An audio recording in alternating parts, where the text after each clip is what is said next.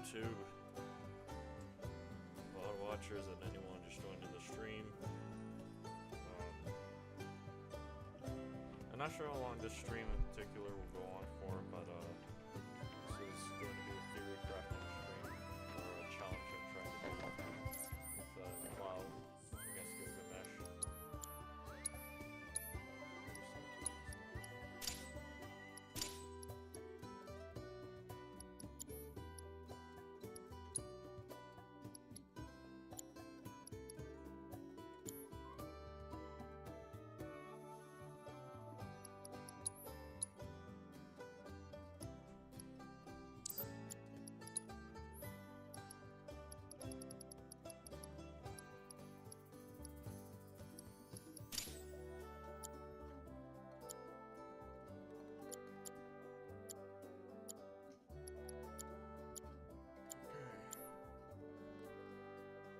For some reason, I'm very tired today.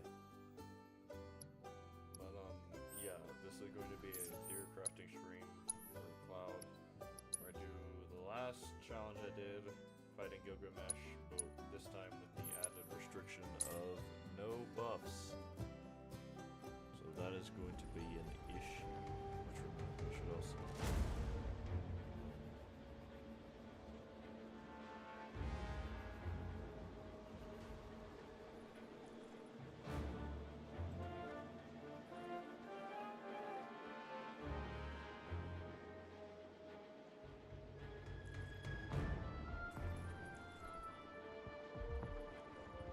Hey, Juju.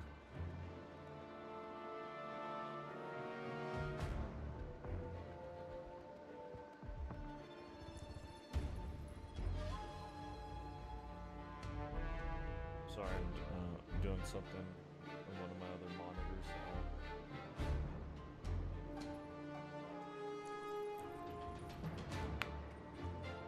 Okay, that's all. That should all be good. Yeah, I'm working on trying to do the last challenge I did, fighting Gilgamesh over here with Cloud. This time with the, at least in theory, attempting the restriction of no buffs.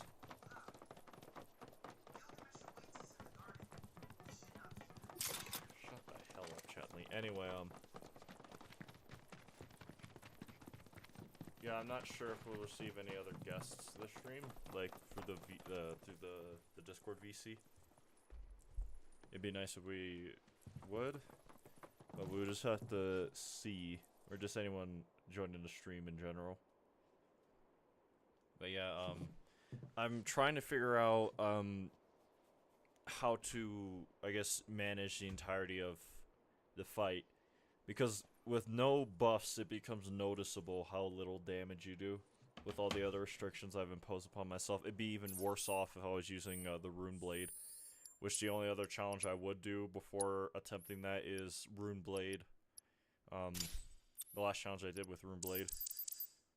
Which I could, I guess, in theory, try right now, see if that gives me a better idea as to how I would do this challenge. Yeah, this stream is going to be Gear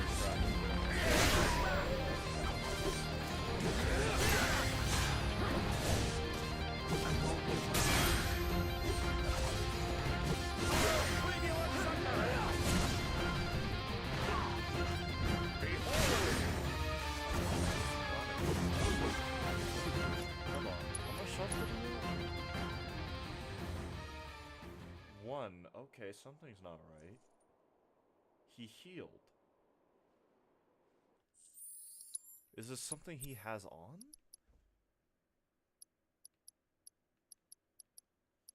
No. Okay, that is very strange.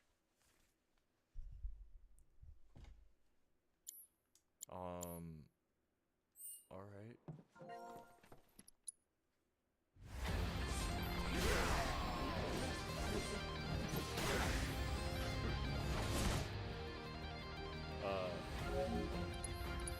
They're just audio things on my end.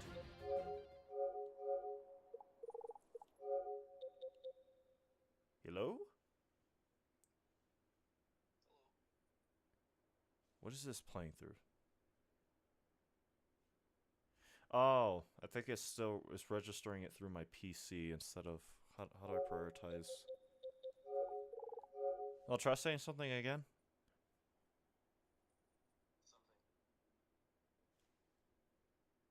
Is it coming through my controller? Hold. Again. Okay, that's strange. For some reason the audio's playing through my controller of all things. That makes zero sense. Accessories, DualSense, controller settings.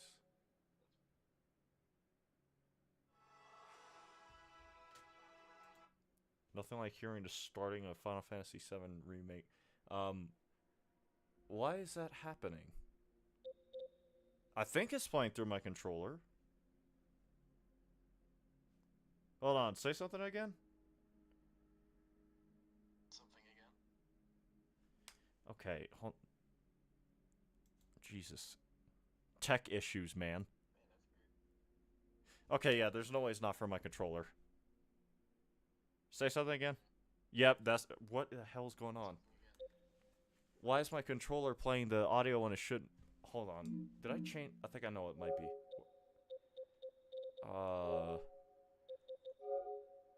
Voice chat settings.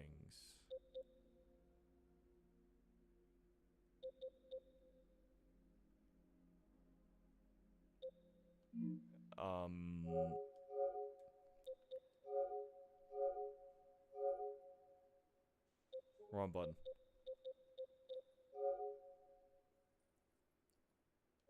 Might as well add you on PlayStation while I'm at it. Trying to figure all this out.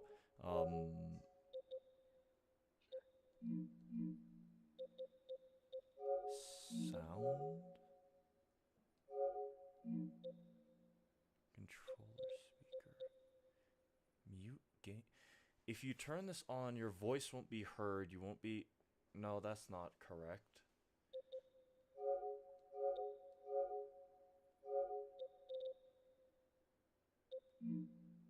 What the hell's going on?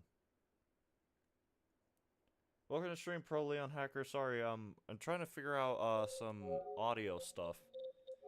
Because the sound is coming through my input device. That is not correct.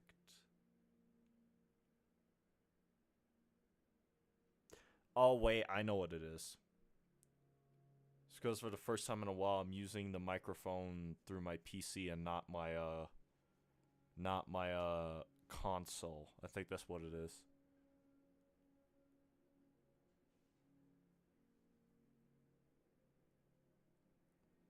Huh, okay, then we might have a massive issue.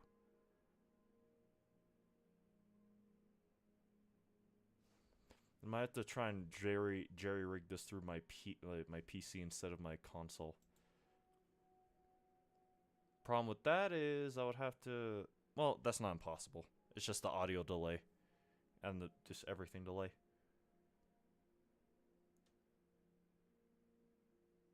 Shit.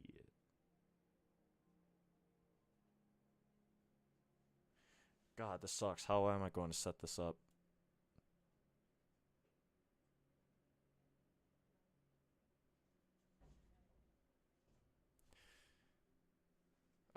Hold on. I think I could think of a way around this.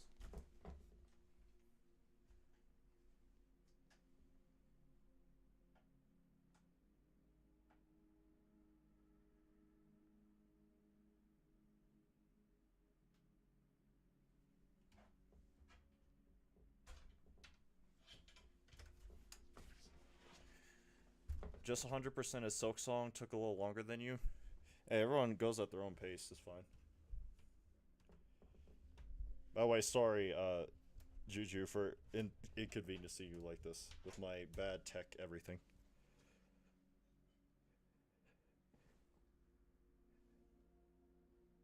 I think I'm still... Things are still getting messed up from...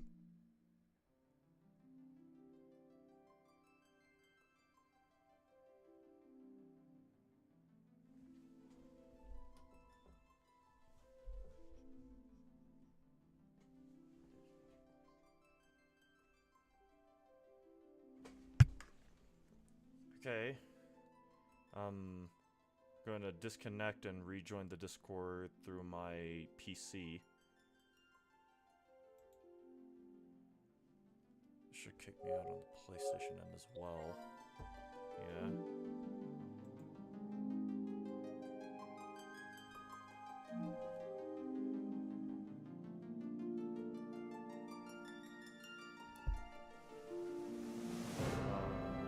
Okay. Yo. I can hear you. I'm not sure the stream is able to hear you. Well, that should be an easy enough fix because I can just put down like one of the desktop audio things. Right, hold on. By default, let's go. That save. All right.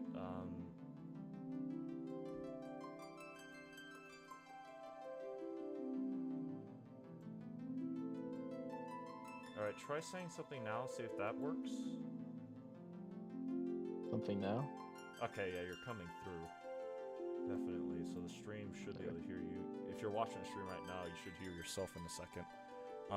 The problem I have now is I would need to figure out how to play...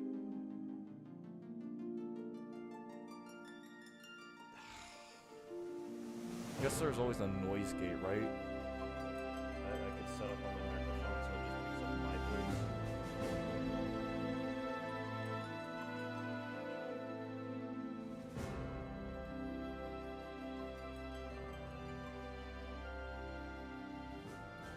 Volume lock?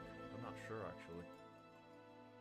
I mean, I guess this is fine enough as is long as I have the mic positioned in a way where you should not pick up what's going on with the wrong thing.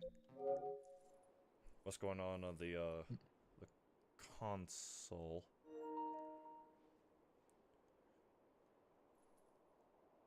I just have to hope at least. I mean, a good way to tell is just running into Gilgamesh's arena and pausing it.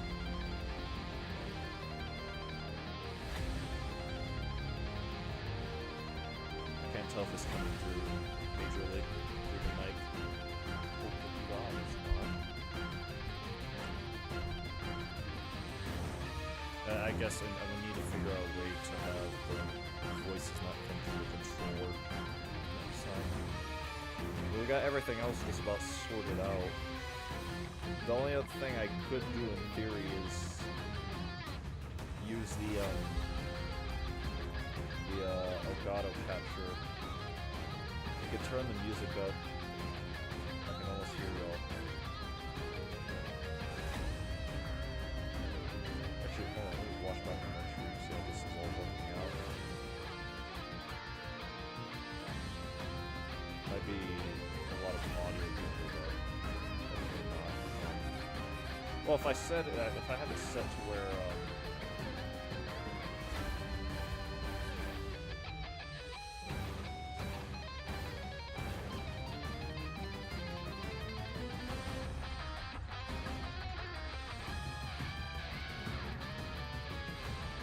oh, sorry, has it turned out, please. Gilgamesh's music, right? Yeah, sorry. I think I had it turned up because one of the other games I was playing on a previous stream was a bit quiet on the audio end.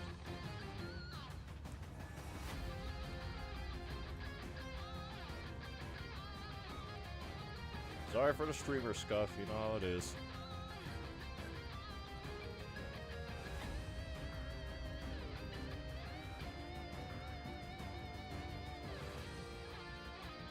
Okay. I mean, I don't hear anything immediately. I suppose that's all that matters. Even like any form of double audio. I guess if anyone who is here on the stream hears any form of double audio, let me know. But now that all of that is out of the way... What's this game? Final Fantasy VII Rebirth. I'm doing some theory crafting for a challenge I've been meaning to do for a while. Right, so I guess back to the topic at hand. So the challenge I'm working on right now is Gilgamesh, no damage, no materia, no equipment, no accessories, no weapon skills, no summons, Buster Sword, no folios, no movement, no limit. What else? I can't even remember. I'd have to read over. Why do I keep doing this? I don't know why I'm so obsessed with this fight and just adding more restrictions to it. I should do it just what everyone else has been doing. Like I've been watching Turn everyone your else do. controller upside down. Yeah, but like you do the I don't know if you know. Have you ever heard of Armored Core? The Armored Core method, holding the controller backwards. Oh, I love Armored Core. Yeah, just doing like Armored Core controller backwards method while doing all those other restrictions. I'm about to look over my own video. Hold on. Because I have like all the restrictions in the opening title. No offense skills, no damage, no accessories, no materia, buster sword, cloud only, no equipment, no folios, no movement, no limit, 1 HP hard mode. There we go. Who's the other handsome man who's talking? That is another challenge running buddy of mine. He goes by Juju, the Holmes, on YouTube. I'm not sure if he's uploaded anything recently. Um, Homs? Sorry, Homs. Nothing recent. Oh, there you go. I did the Sonon versus Nero like a month ago, and nothing Oh else. yeah, I remember. I still have to watch that, and I've been meaning to actually work on that myself. I mean, I thought of the idea in the first place, and you ran with it. But yes. Yeah. So now I'm adding a restriction of no buffs on top of that for all of the. No buffs. Yeah. That's So crazy. yeah, and that's already proven a problem for a variety of reasons because, I guess it. The more I thought about it, and I would have to ask other people in the community, thoughts on it, but I can at this point I consider prime mode to be a buff. I mean, definitely the hold attack for it is. Oh, I But, thought you meant for Sonon. oh, not Sonon, no. I'd have to start that in general to get an idea of I mean, what you I'm probably, capable of there. yeah. You probably could do it without haste and fighting spirit, but it would just take longer. Yeah, I can see that definitely being the case for Sonon only. Is this the Pantheon of Holness, no soul, Yeah. no Nell? Same with, Yes, this is the equivalent of that. What are yeah. you saying?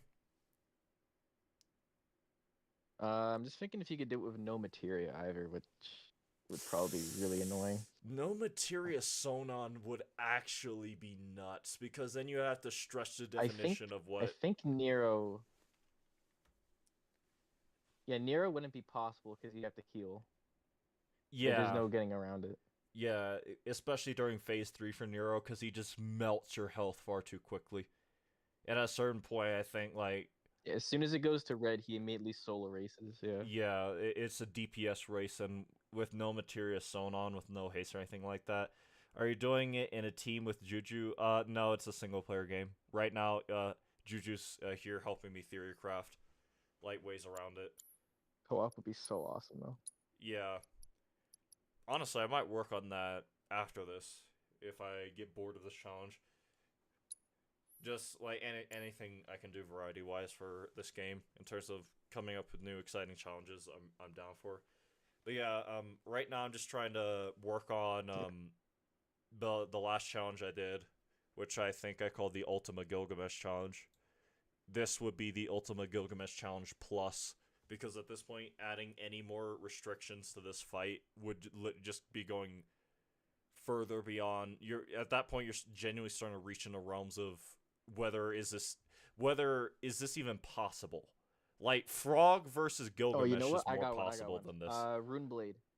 Yeah, I was thinking that it was either I was going to do Runeblade or no buffs. But at a certain point I'm starting to think I might do Runeblade before no buffs because it puts me in a similar damage threshold range where I'd have to think about what's like I already have like the first part of the fight mapped out. Pantheon, Ultra, Mega, Super Duper, Plus, Plus, Plus, Plus. Yeah. Welcome to stream, Gorb. Um, Gorp. yeah, I guess my question for you then, uh, Juju, would you consider Prime Mode a buff, like just the ability Prime Mode? Because at a certain point, I do. Um, I would say the Berserk and Fury's a buff. I wouldn't say like the normal slashes would be buff. I suppose.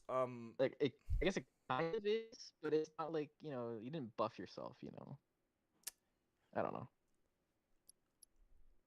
I guess that could serve as a other restriction out of itself. Because I'm sorry, I got tongue tied really bad there. Something I was thinking about was the fact that a lot of challenge runners, to be fair, the mechanic is the game itself forgets it exists at a certain point. The backline, Mhm. because Doofus had to use the backline, he didn't even know how to use the backline when we did Frog versus Gilgamesh, and that lets you use synergy attacks for other characters not in your active party, or if you're like at death's door basically, and you can only do it once. Mhm. Something I realize is that a lot of us neglected to make that clearer as a possible restriction in the future, if any of one was cares enough to add that onto the list. I mean, at a certain point, I might, especially for certain other challenges. I guess what I can do is try the fight with Prime mode, but without the buffs. Because before I was not using Prime mode, period. Yeah. And then at a certain point, I might start looking at possibly Runeblade instead. And depending on how bad it is, I might have to consider if I should use the backline. Because right now I'm caught on Yeah. you. I'm I sure. think Prime Mode with Oh, sorry. Go ahead. I'd say Prime Mode without like just normal slashes without the like holding square. I think that'd be cool because you never really see anyone do that, No, and I don't no. I don't know if I really call it a buff. Yeah, because I. The funny thing is that led me to another question of like, then if I was to consider Prime mode a buff, or you know, both of those Mm, abilities as that's true. buffs. And the only reason why I constitute them as even like quarter buffs is because they have timers on them. Like both Tifa and Cloud, when they activate those respective Yeah. modes, they only last so long. It's not like a permanent thing. That's why I was considering it like a pseudo buff. I mean, like characters like Barrett just Hmm. objectively have buff skills, like with what's it called again? Iron Skin or Well, I Steel guess he has Skin? bonus round. Yeah, bonus rounds too. It's Oh yeah. technically a buff.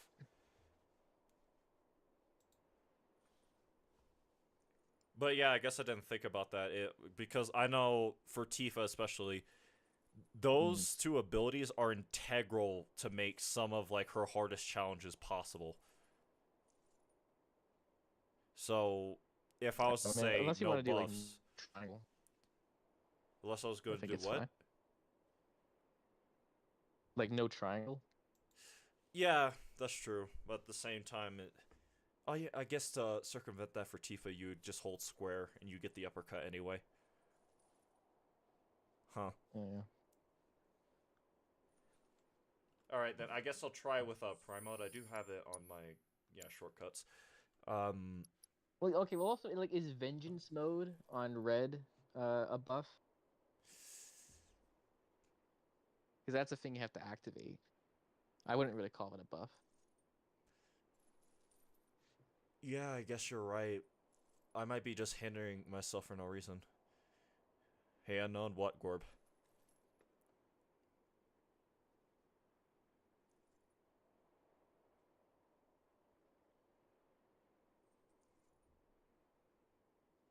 Stop shouting in general. um, what's going on? I have no idea what's going on in chat.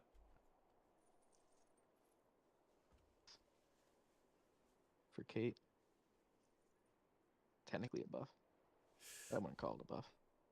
It's funny you bring up Ketshi because I was thinking if I was to do a Ketshi challenge in a similar vein to this, I was going to have like no Moogle. as insane as that sound. Tips for Sly, long nail. Not long nail, sorry, Mark of Pride. Be patient. Treat the fight like a dance in a way. After he attacks, you attack him. And then after you attack, he attacks you. Just take turns with the boss in a sense. For his final phase, I'd recommend using Great Slash. Because it's hard to hit him otherwise. Without any kind of like nail extension charms. I hope that helps. But then again, it's been a minute since I fought Sly. And I've been playing a lot of other games. Lower the enemy's HP to 0. Keep yours above 0. Great advice, chat. True. Okay. He's right. So, now I think about it, I guess they would be considered weapon abilities instead of buffs. So yeah, I am just hindering myself for no reason. And in cases like Ketchi and Nanaki, they're in a way they're almost integral to playing the character how they're intended to play. So if I was to do a challenge one day like Nanaki, all the other restrictions plus no vengeance mode, that at that point you're starting to reach in the realms of okay, this is borderline impossible. Because Nanaki's a momentum-based character. Then you're just reducing the kit. Yeah, literally, like, at that point, I might as well, like, you know how Doofus sometimes make jokes of, or no, it's Azungi who makes the jokes of, like... And, Mugo's, like, half of Kate's kit. Yeah. Azungi one time was like, you should do Greg, just deadly dodges. That's basically, like, the depth of insanity I'm getting to at this point, with all these restrictions. But, I guess... Since I thought of that, I might as well just try, you know, try mode. I got the fight figured out. Use long nail. No. Long nail and marker price. No idea what happened with that. That's why they're having fun.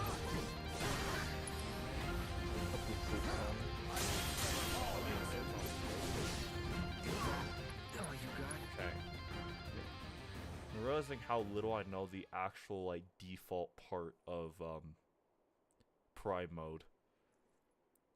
Because I'll be honest, I thought that you know how Prime mode when you hold it, it has like 3 attacks? I was starting to realize that first one is actually part of the base kit. Yeah. Cloud just does that naturally. You don't have to hold the square for it. I see your keyboard is tweaking. I think you meant to say you are so right. I'm going to use long nail. No. Okay, so chat's fighting about using long nail, it seems. This all makes sense. The thing about no movement,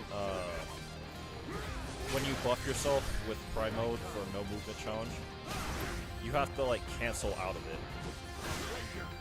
And that can be rough depending on the circumstance. At least I bring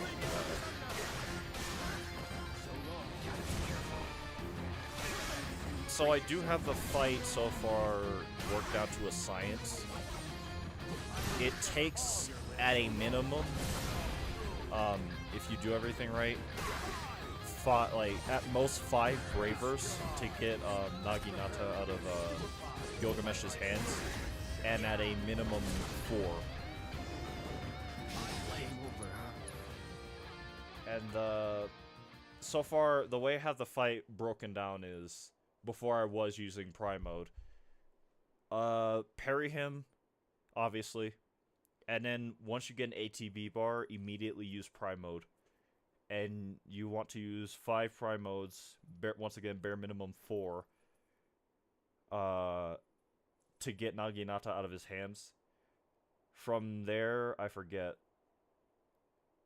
I think I use a similar philosophy to what I was doing before with Gilgamesh, if you've seen that video I did.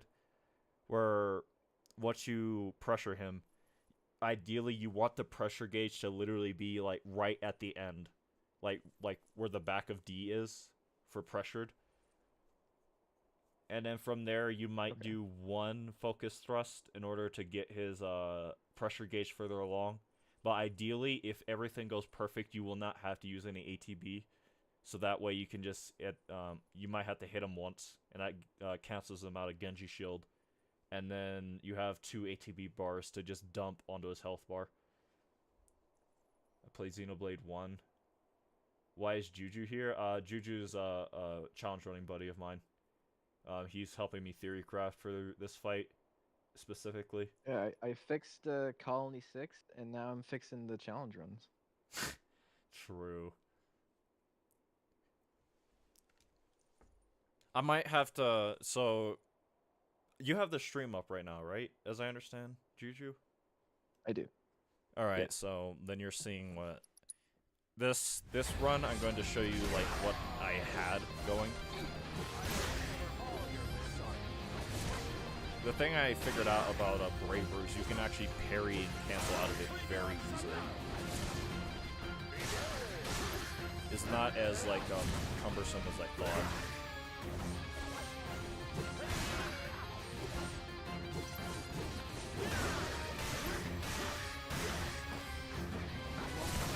Alright, that was four bravers. Another way to count is with the like synergy pips you get underneath everyone's health bar. And another thing about I guess like base attack for prime mode, or not prime mode, what's it called? Operator mode, is that you build stagger really fast, but ideally once you like get him pressured, what am I doing now? I fully you want to switch out of Punisher mode and into Operator mode, so that way you do not build pressure as fast, and then you can eventually set it up to where you cancel Gilgamesh out the Genji shield.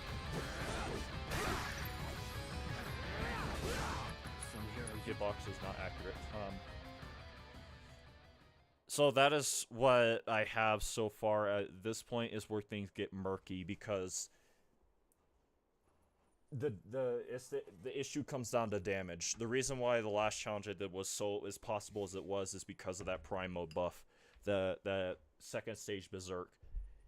It let me do per stagger phase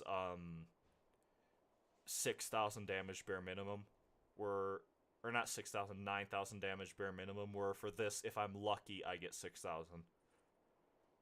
So it's a steep incline and very noticeable straight off the bat. And once again, guess what? Guess out of all of Gilgamesh's weapons, guess which one is being a problem? Was it the fan? No, not quite, because the one before that makes it basically impossible for me to see the fan.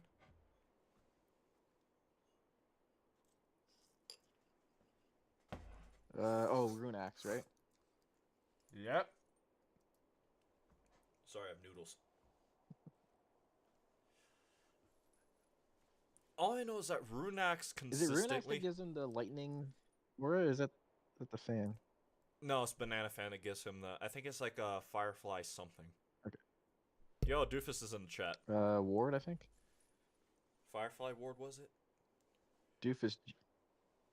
Doofus, join the voice chat.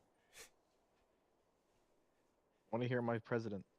Welcome to stream, Doofus. For those of you who don't know who Doofus is, he's another challenge running bunny of mine. Just a very good... I'll say everyone in the server, like the challenge running Discord server, is a Firefly Ward, yeah, that's what it's called, is a very good friend. Just all around great people. It's just, for some reason, we're all escaped asylum patients, and we like to do stuff like this.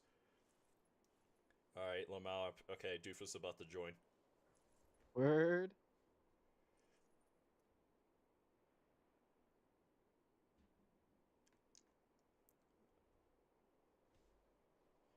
I do not know why Rune Axe has proved such a problem on all of these, like, true high... Is my mic working? Oh, there we go. I think it is, right? Yeah, here. Oh, no, I'm looking at the wrong thing. I was looking at my Elgato audio levels, not the Okay, I once you get like to the upper brass of like challenges with Gilgamesh in terms of like how many restrictions you add, Rune Axe becomes a genuine problem. Like O block level problem. That's how like annoying Rune Axe gets.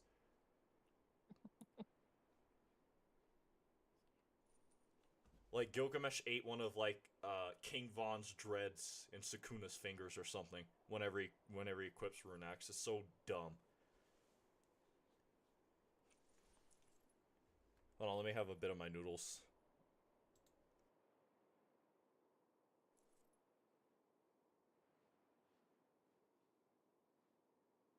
What's Gilgamesh's domain called? If you ask me as a challenge runner, Genji Shield. But if we're to be realistic, it'd be Ultimate Illusion, right? Or Ultimate Fail Illusion. Oh, I guess, yeah.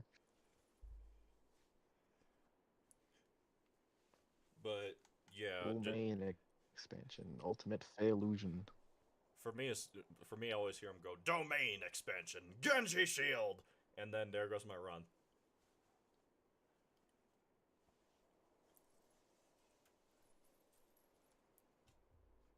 Where's Doofus at? He must still be setting up. Probably starting up his PC, if I was to guess, or maybe his console, one or the other. Oh, true. But yeah, right now I'm trying to figure out how to go about Roblox Stream 1 when they're no longer full of pedophiles, perhaps. But anyway. Get missing context on that. Oh, you don't know? Like how bad the pedophile problem is in Roblox? No. How basically at this point, like... Oh, Roblox. Oh, yeah. Oh. CEO is involved, isn't he?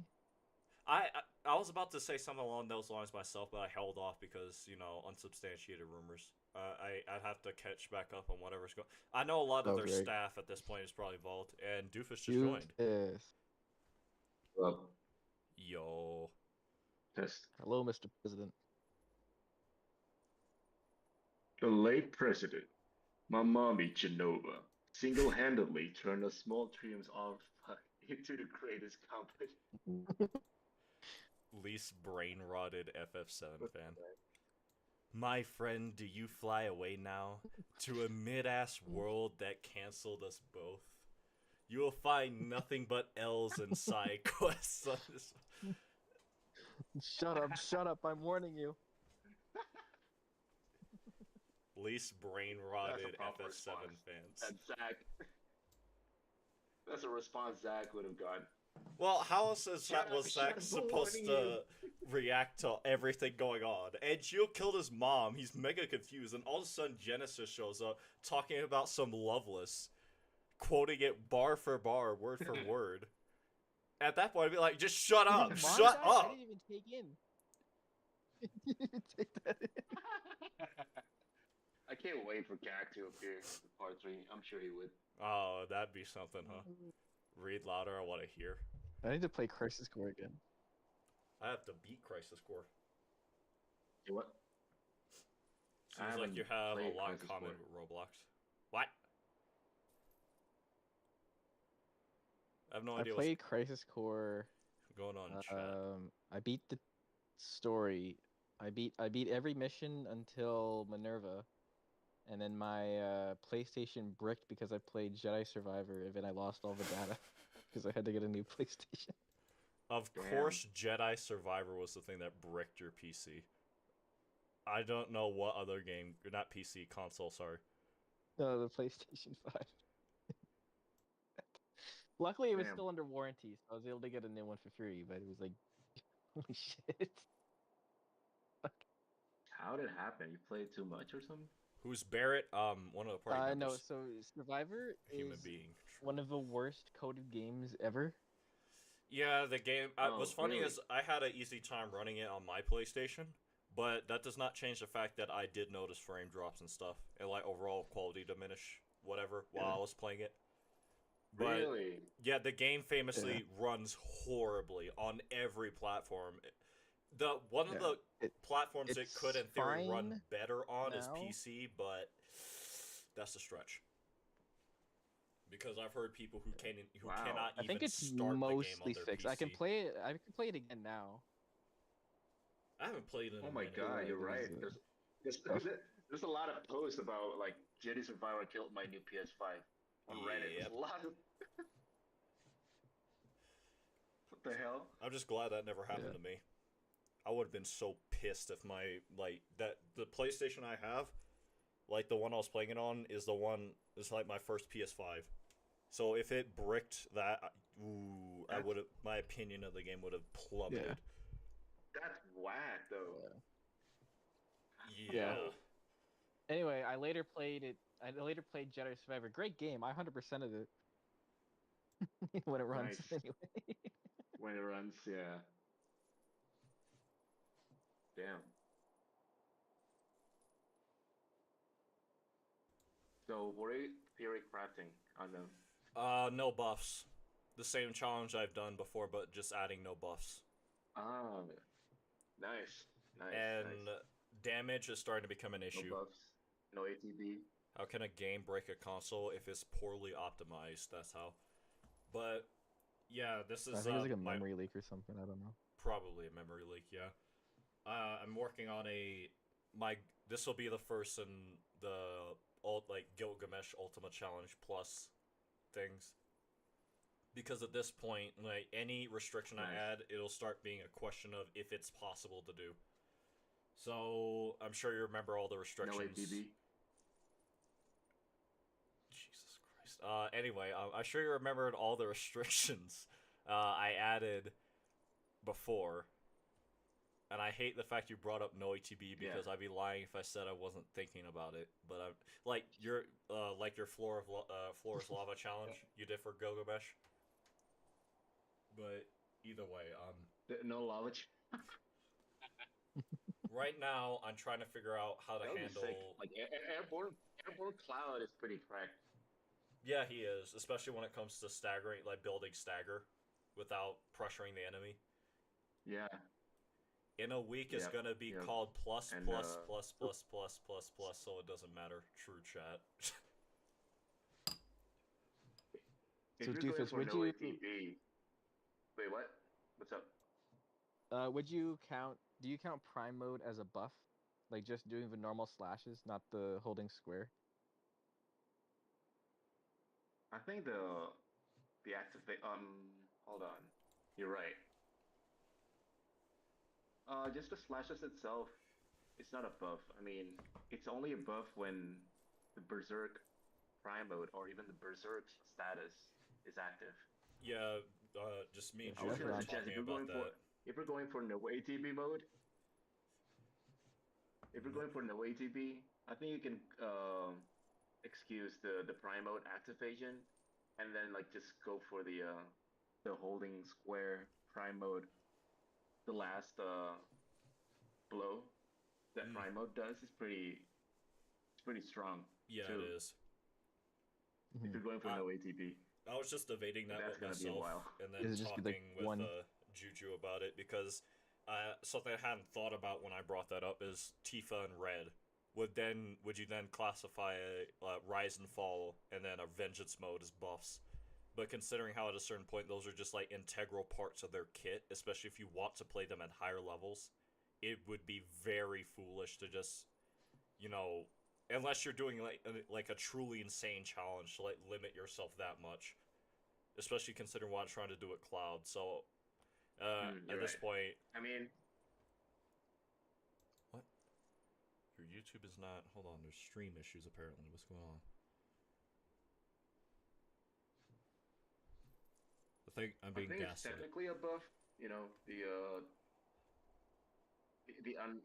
unbridled strength and unfettered fury, but also you can also excuse that buff itself is classified as status effect because it doesn't show when you're activating those level chis as a status effect. Yeah, as in buffs. the underneath Tifa. Yeah, it doesn't appear underneath the health bars and stuff.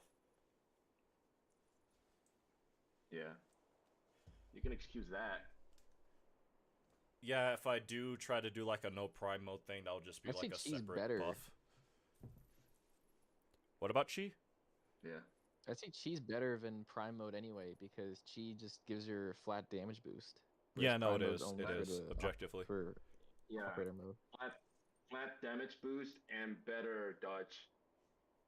Yeah. She has like And aside of better normal Nanaki, she attacks, has kind like of. the furthest dodge with level 2 Chi, right? In terms of just like literally going in a direction. Yep.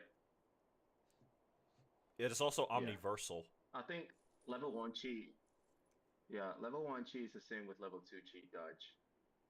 Normal dodge is eh. Yeah. Plus, she's the fastest ATB generation with Rage and Fall. Oh, Yeah, just continuously pressing Truly. square. Yeah.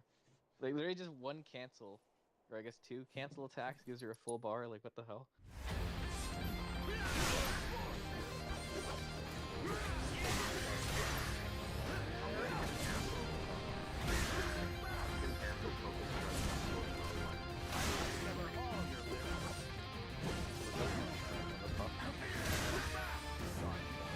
You can also technically wave dash the same way you could remake, but it's much harder to do.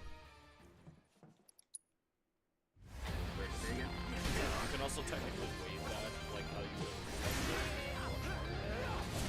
Requires like a specific cancel type. I forget you.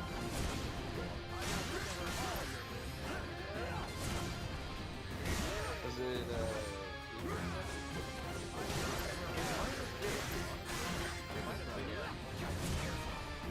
Yeah. I'll learn about Raven from so much for being like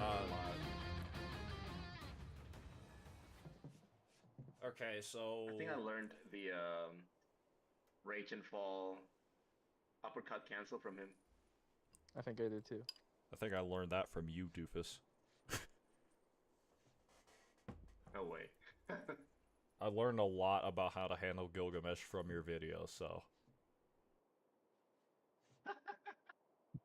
Honestly, Gilgamesh is what makes me start like challenge running. And I'm glad that I have the save file, I mean, that's why I'm here. like on my PS5. The story of how I started challenge running as seriously as I have is one day when it was like my first time fighting Gilgamesh again. Like, from a fresh file, right? And I was fighting him. And at a certain point, I just decided, you know what happens if I just try fighting him with Cloud by myself without taking damage? And from there, that's how we got here, with me adding 12 plus restrictions now. 13, I think, that I've imposed upon myself for this fight. So, yeah. The Gilgamesh pipeline is real.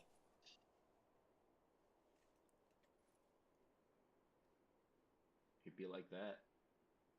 Alright, just to catch you up on what I've somewhat discussed with Juju Doofus, I have worked out the first part of the fight to a science. So with no buffs, the issue becomes you cannot rely on pressuring or staggering him, I should say, to deal damage like I would have done before, because I never realized just how big a buff Cloud got from that double berserk stack. So with Berserk before, even without folios or, you know, anything else, Cloud could easily do 9,000 plus damage going into...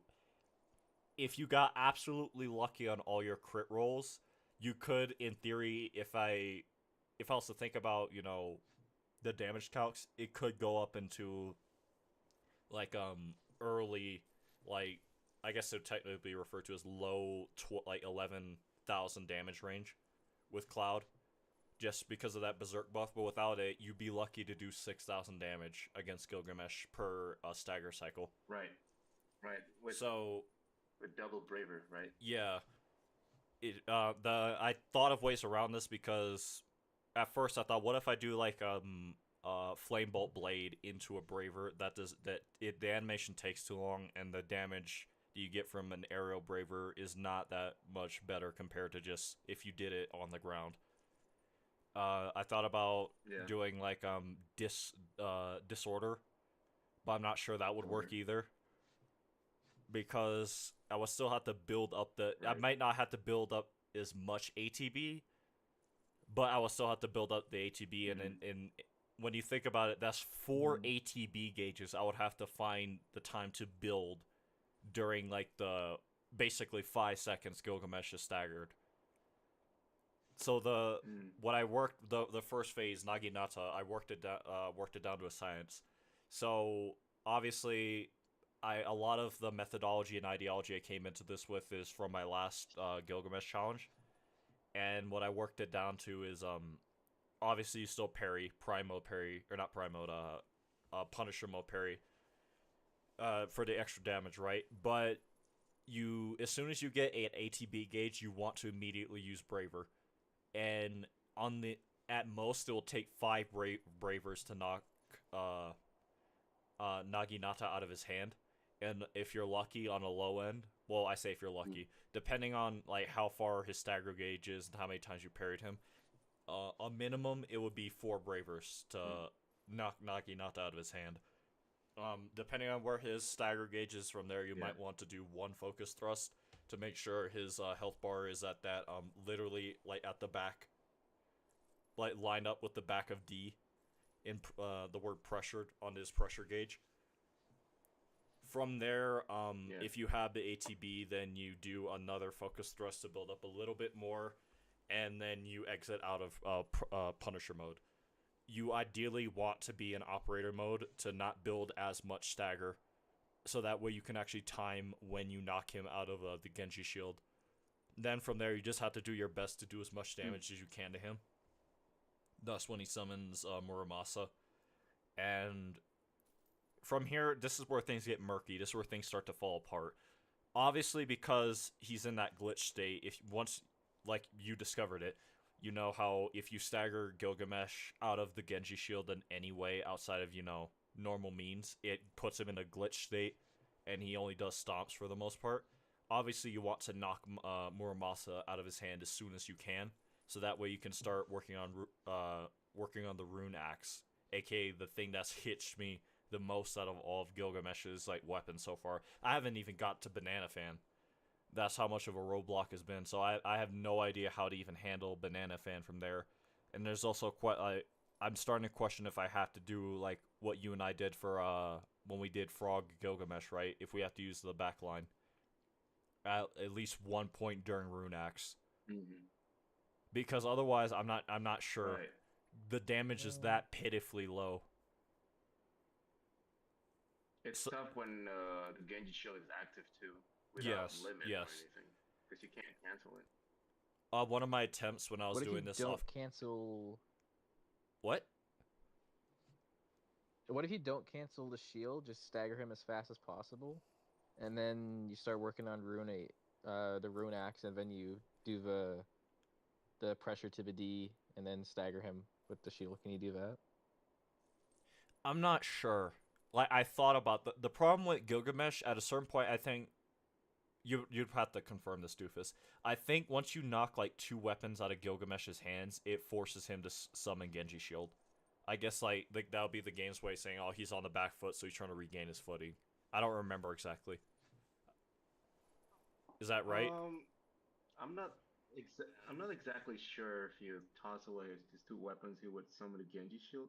I think it's a matter of how many abilities he has done that he would summon the Genji shield, because it's always been like some 5 or 10 or 20. I can't remember. I haven't really like counted.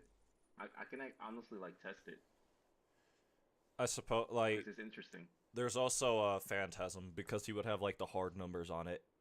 I remember specifically. I don't remember if it was you who said it or Right. Phantasm, but for some reason I remember um someone saying that once you get Gilgamesh to lose a weapon, you have like 20 seconds before he starts summoning the Genji Shield, or something or other like that. I think it might have been you who said that, Doofus, but I don't remember. Because at this point, I think a lot of us are still not exactly sure what causes the Genji Shield to Right, show I up did. outside of actions, like the number of actions he takes. Right, I did mention that. Yeah, I did mention it because I think I discovered it when I was playing as Frog. Because it's all like he always like summons a Genji shield. Yeah, Yo, Yo, it's what's a good? Who's this? it's a Kingdom. JT. yeah. Yo, what's up, Kingdom? How are y'all? Excuse me. Good. What are y'all talking about? Theory I'm known crafting. as Greg. attempting. Oh, what's the challenge? The last challenge I did with Gilgamesh, What all is the it, the challenge? restrictions plus no buffs. I'm trying to figure out how to do this. Wait, plus no. Oh, no buffs. Oh, okay. Yeah. No, no prime mode Are you buffs. No streaming right now? berserk buffs. Yeah, I am. Okay, I'll join it.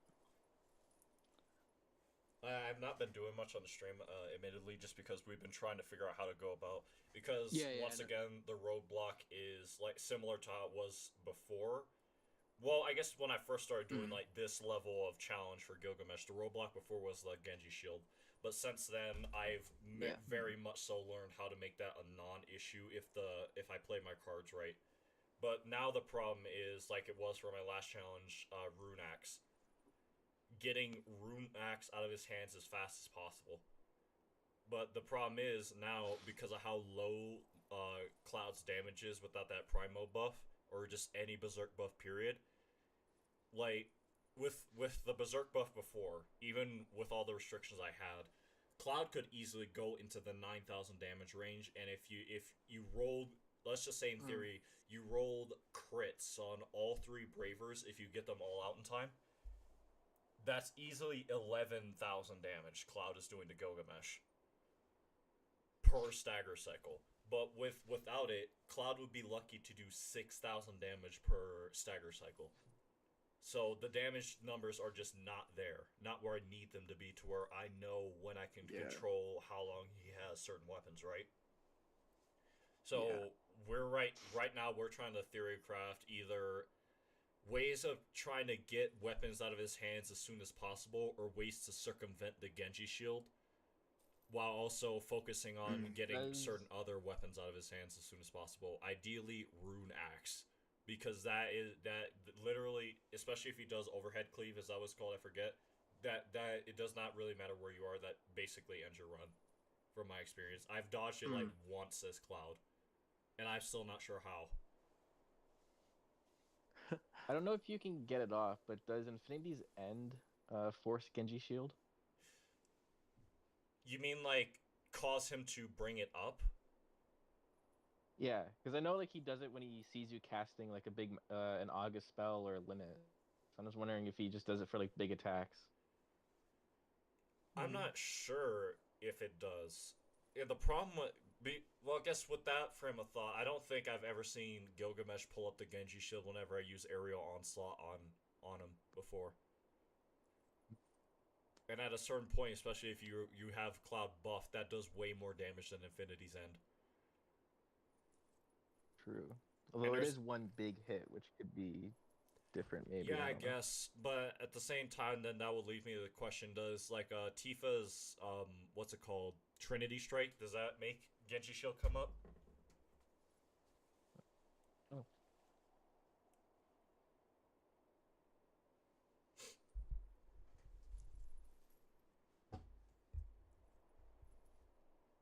Knocking stuff over all over my desk. But yeah, gosh, this Kingdom GT just got here. I have to explain to him now. All right. What? I'm sorry, Juju. I know you've heard this literally like 3 times at this point, but I'll do a speedrun, abridged version of it. So, JT, what I figured out about this fight so far, the first phase, you want to parry him, obviously. Prime mode, not prime mode, operator mode, whichever. Parry ideally to do that extra little bit of damage. We're also building up his pressure gauge. Then you want to do, as soon as you get ATP bars, Bravers. The most you would need is 5 Bravers to knock Naginata out of his hand. The lowest is 4. From there, you might have to do 1 focus thrust in order to get his stagger gauge where it needs to be. And then you want to exit out of prime mode, operator mode, whatever, and build up his stagger gauge slowly, so that way you can time when you cancel him out of the Genji shield. And then you just try your best to DPS him to losing Muramasa as soon as he can. And then the roadblock, Rune Axe. So that is where I am currently. I'm trying to figure out how to deal with Rune Axe, especially because, ironically, one of his attacks that has been a really big issue, like, once again, ironically, because in the past it really has never been, at least for this no movement challenge, is I think his spiral. What's it called again? Spiral something. You know that attack where he jumps up with the Rune Axe and then he does that giant, like, explosion on the ground? Apparently, if he jumps, and even if he's still in front of you, his hitbox will still be there, even if he jumps. It might not look like he's there, but his hitbox is there. For a no movement, that is a run ender because you will be stuck on his hitbox, and then he'll just kill you. So, yeah, that is where I've been. I'm sorry, Rose. Am I having... Hold on. Oh, no. Everything's fine. I think I can hear everyone, right? Yeah, I'll be back. I got something I'll do. If you guys still want, I'll join back. Alright. But there goes Juju. So it just leaves me, Doofus, and Kingdom. GT,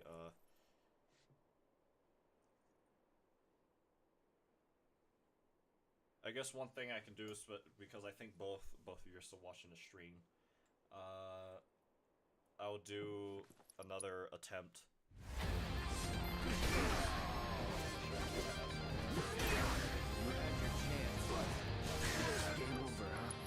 I consider even for a short time. Oh, you were testing it. So I just counted. Yeah, I was testing. So I was testing how long the Genji shield was active. From the first Genji shield to the next Genji shield, it was a minute and a half. Jesus. Do you know how long it takes him? I'm not sure if you counted as well, but do you know how long it takes him to bring it up? Because I know, like, for example, if you... The first time or the second time? Like, after you make him lose a weapon, how long does it take him to bring up the Genji shield, like, the first time? Because I know if...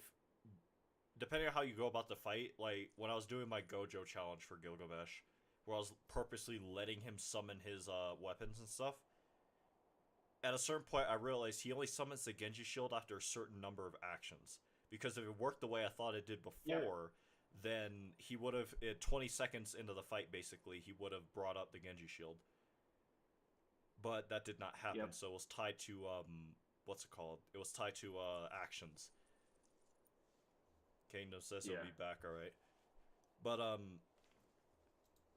what I'm trying to figure out is how long it takes him to bring up, the Genji shield after you make him lose a weapon.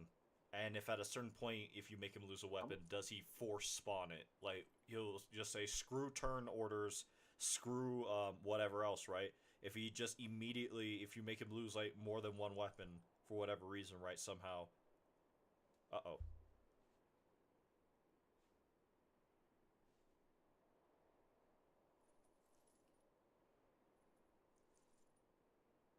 You good? I'm gonna test it right now. And so I'm gonna have to end the Discord. I'll be back real quick. Alright. I guess he's going to test that out. All my assistants, helpers, friends. Some of them has stuff to do, and then Doofus is going quickly to test what if there is a force spawn situation for the Genji shield. Because if I can figure that out, then I can manipulate it. And I can avoid it, most importantly. Until then, I guess I'll keep trying to see.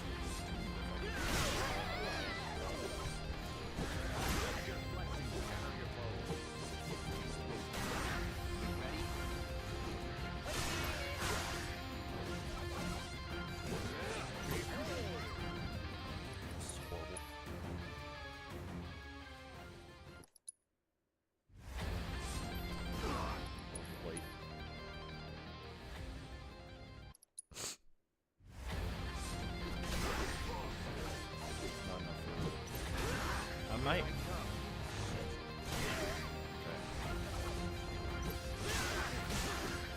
I might, because if I do activate the blind mode, then that means I might have to use less less bravers. Yeah, I think this one's gonna, yeah, makes him lose. Like,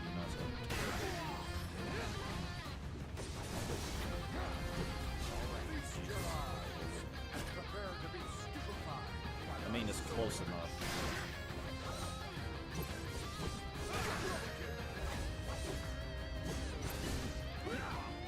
Stole.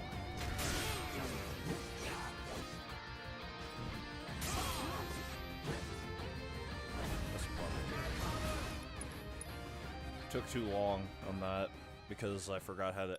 I stayed in Prime mode instead of exiting.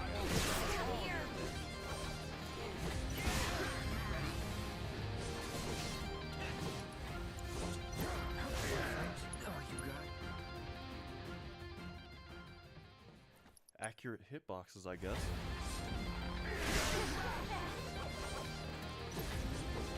Oh, that's how he got health back. I think he, yeah, took damage from that bubble. I forgot that bubble breath for the frog that gives you health back. So much for being. Forgot about those initial 2 slashes.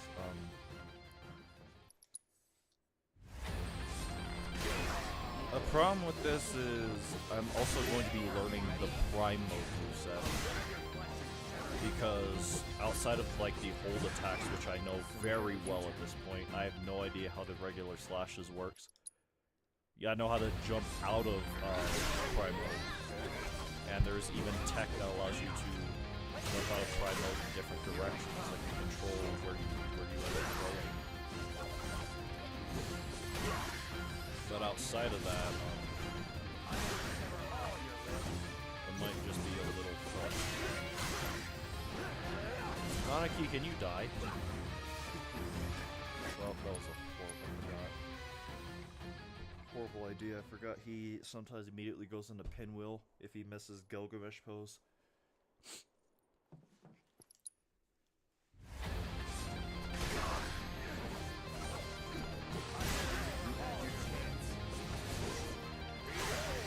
Okay, that still works. Ace is out of that loose.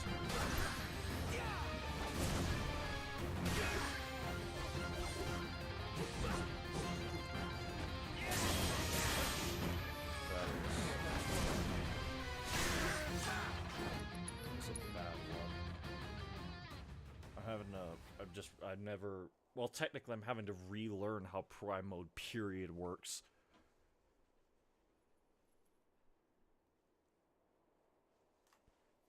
Okay, so that turn thing, like that iframe dashes through enemies after... I don't even know how to describe that. That thing that he would normally do if you exited out of Prime Mode. He does also if you stop consecutive slashes. My guess is it's either a certain number of them. I have no idea.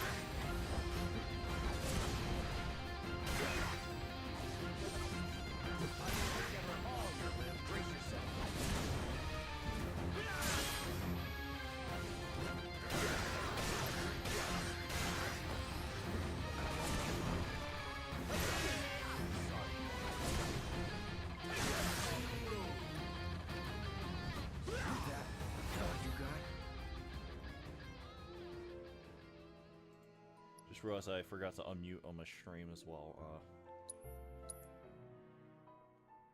Isn't there like a hotkey for deafening? Oh no, I'm still new to this everything PC related.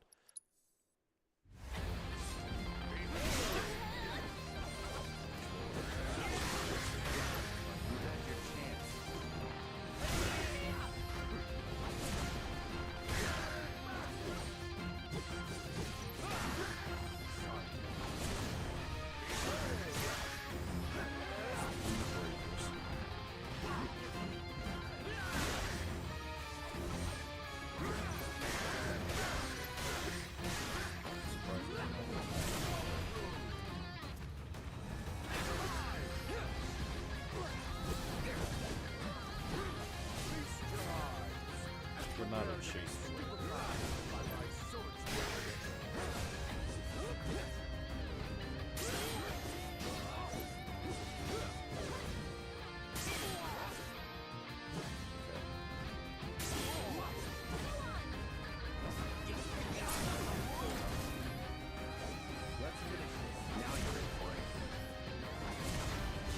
That one was bad, but still not really what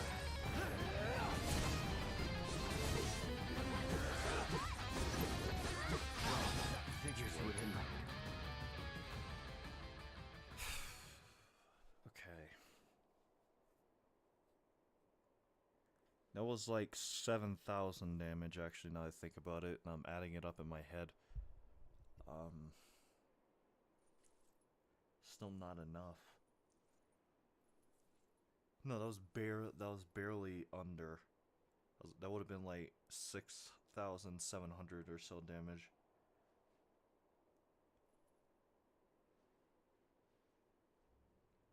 Still rolls far too low.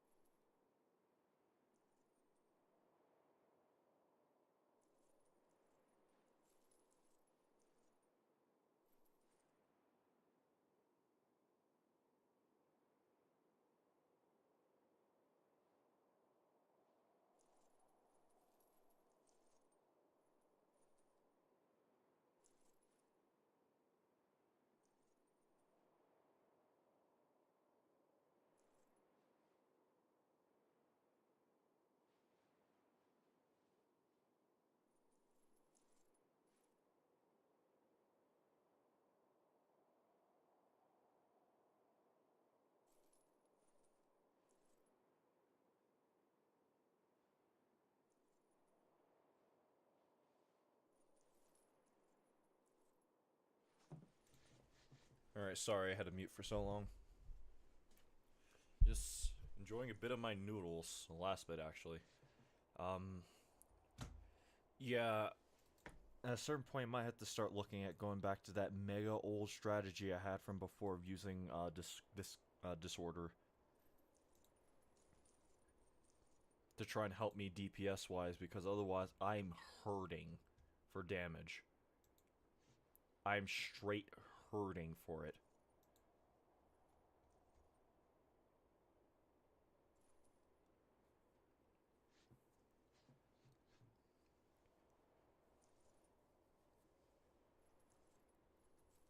So just have to think in general how to go about handling the rune axe, because if I can't, the thing about the rune axe is you want to stagger Gilgamesh as soon as possible while he's in the rune axe phase, and then if you do enough damage, you can basically hit him out of stagger, and that gets rid of the rune axe. But even then, on top of that, if I don't do enough damage before he summons Excalibur, and also if I do not have a weapon to hit out of his hand at the start of phase 2, I'm going to have a real issue. Like, I guess I can jump over it, but that's hard. Nowhere near as consistent as just hitting a weapon out of his hand. And ideally, the problem with the banana fan and why I like to avoid using that one whenever I do challenges like this The banana fan, it causes Gilgamesh to run a lot. Gilgamesh runs a stupid amount when he has the banana fan on. It's just because of how his attacks work. The few he has with them. On top of that, the banana fan is the only one out of all of Gilgamesh's weapons that gives him basically a barrier around himself, where if you try to attack him in any form whatsoever, period, he stuns you and does damage to you, and the stun lasts for like 40 hours. Sure, if you try attacking him again, it will not do anything to you, but still, that is a problem. That's a big problem.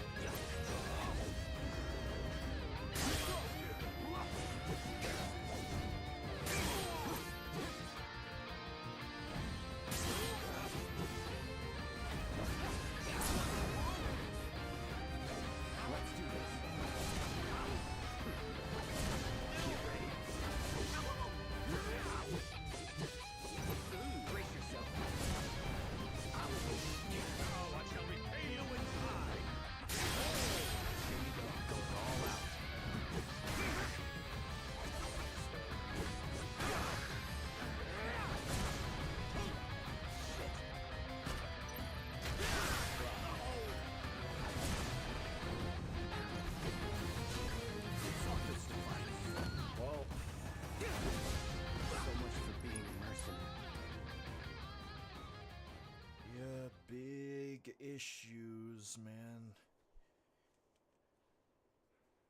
Big issues. That Muramasa phase went horribly for a variety of a lot of the stuff I should have done, I did not do. I was not doing Bravers fast enough.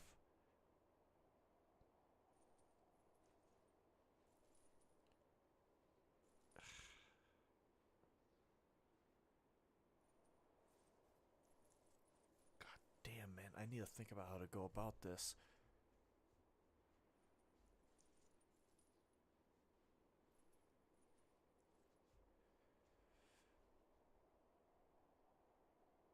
Cause this shit sucks.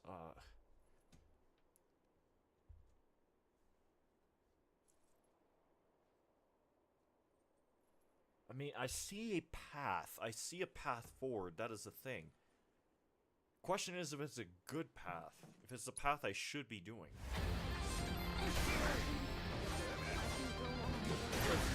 Grind mode is definitely helping. Because it's actually dropped the guarantee that the amount of his hands is full. Rather than the toss of it.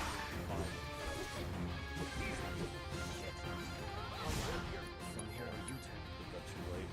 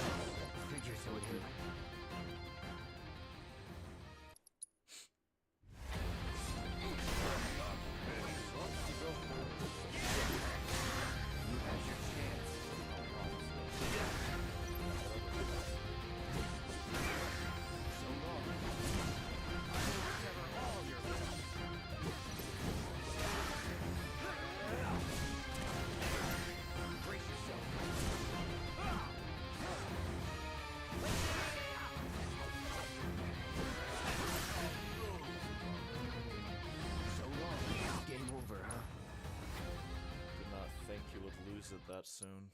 Those 3 braces. Here I come. Shit. So much for being right.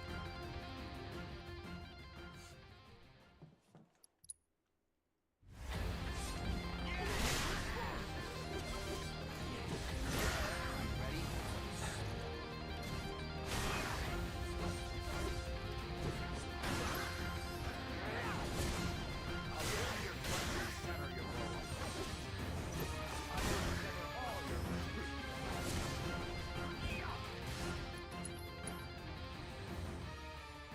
Actually, that one might have been too late, I'm not sure.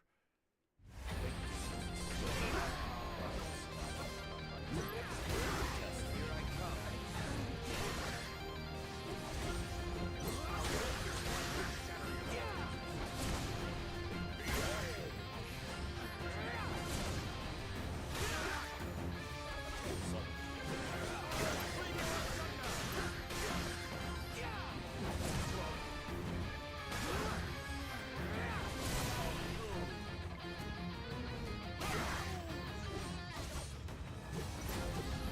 Here comes. Feast your eyes. Prepare to be stupefied by my sword. Let's finish this.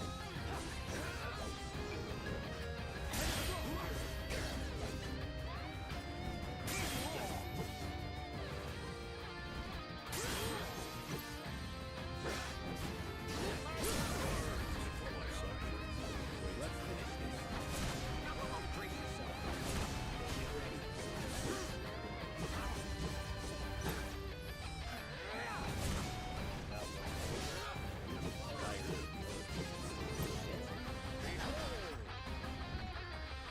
yourself.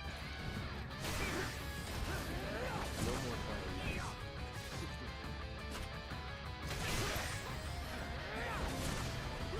Game over, huh? I've never seen him do it that soon. I guess his recovery time on draw strike or whatever it's called.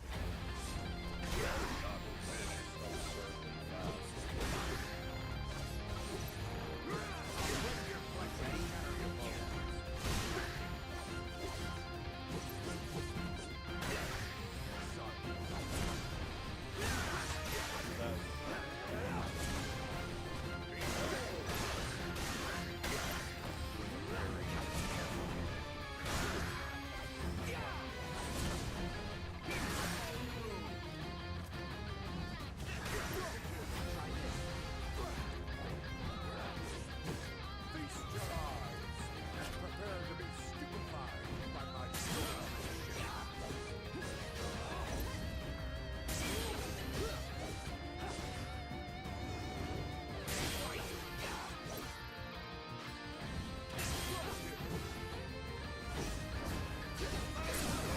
Power is not growing. You're mine. I'll end this.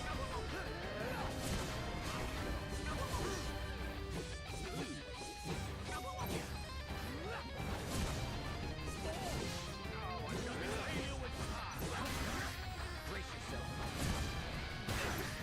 So long. On now. Alright, he has a rune axe now.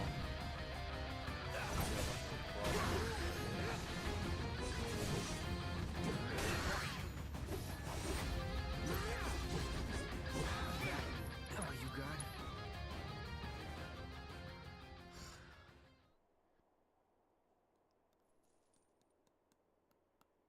I'm wondering if I should even bother attacking him. Or just waiting. Here, one thing I can try, just to get a better idea of what the damage will look like. Well, no, because the methodology would still be the same. Is if I were... You had your chance.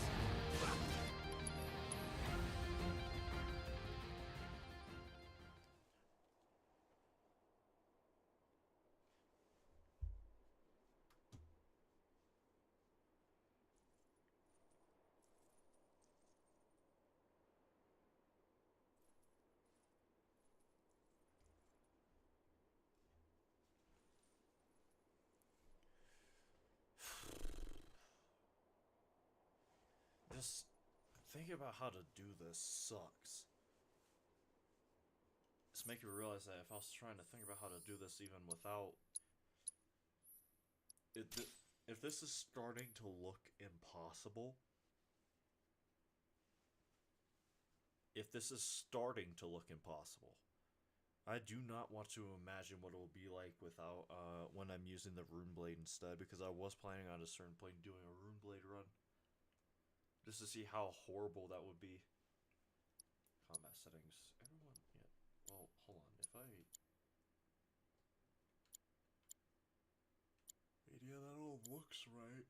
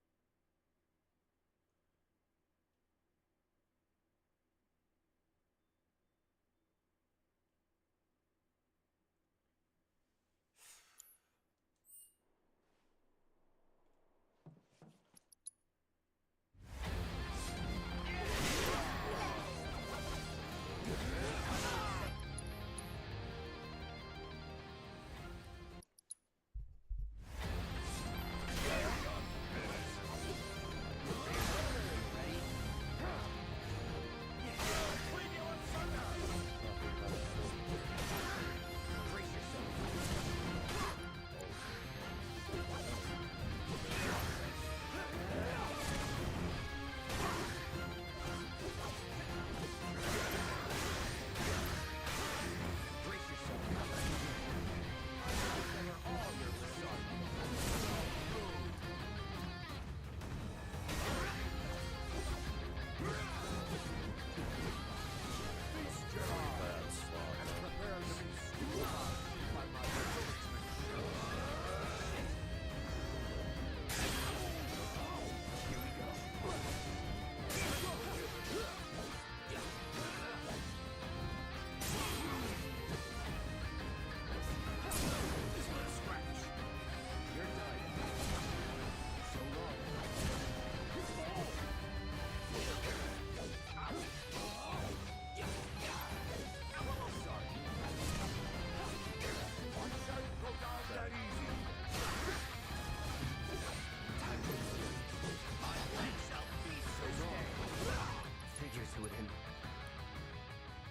Just had no idea what was happening there.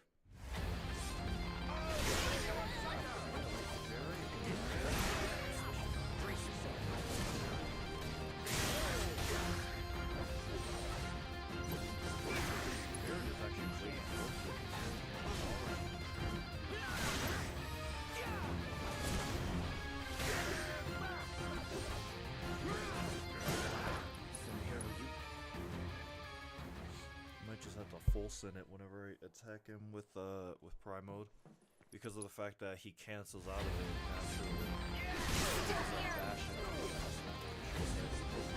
Here I come. It's cooked.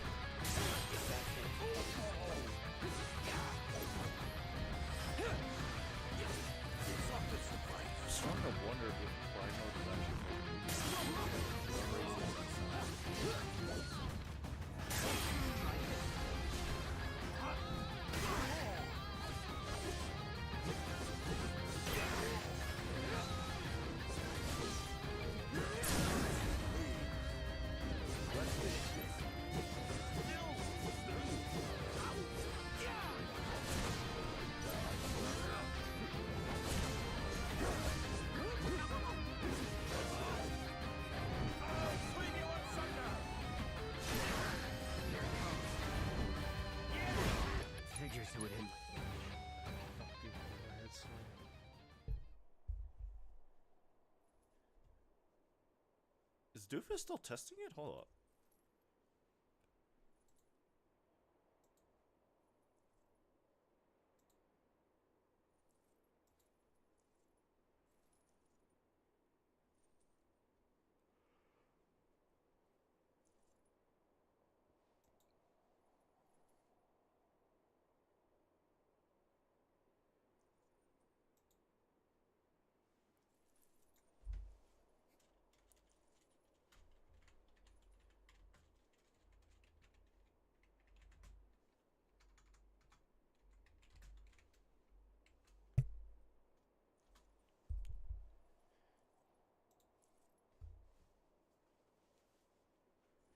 I guess we will have to see.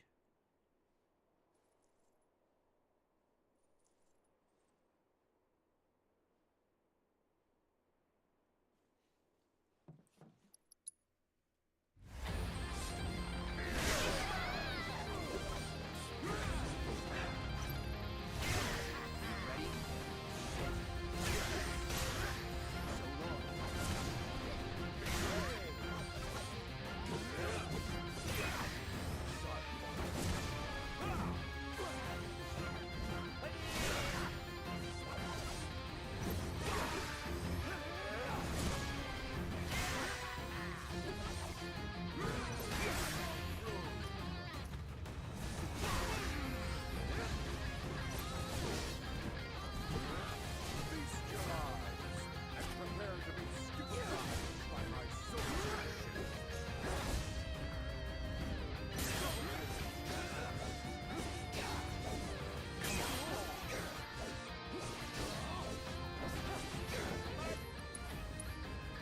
Could have saved it. No, it was animation locked. I mean, I knew I was well behind where I should have been. Here I come.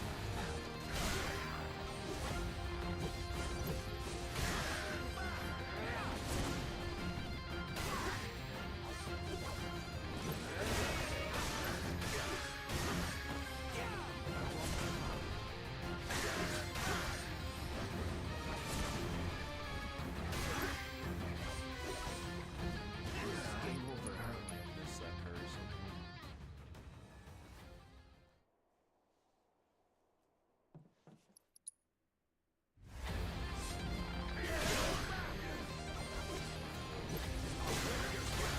You had your chance.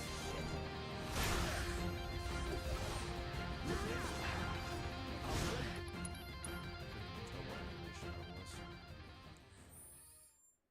Wrong button. Oh, you got Yes. Not where I should have been.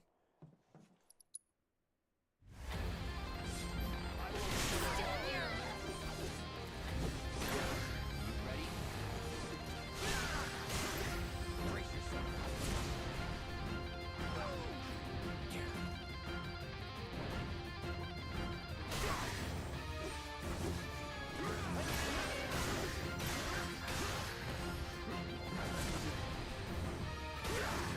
Brace yourself.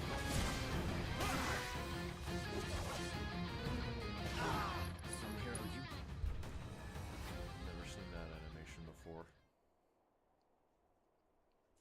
Probably because it's prime mode. And I've never sat that long outside of or in prime mode.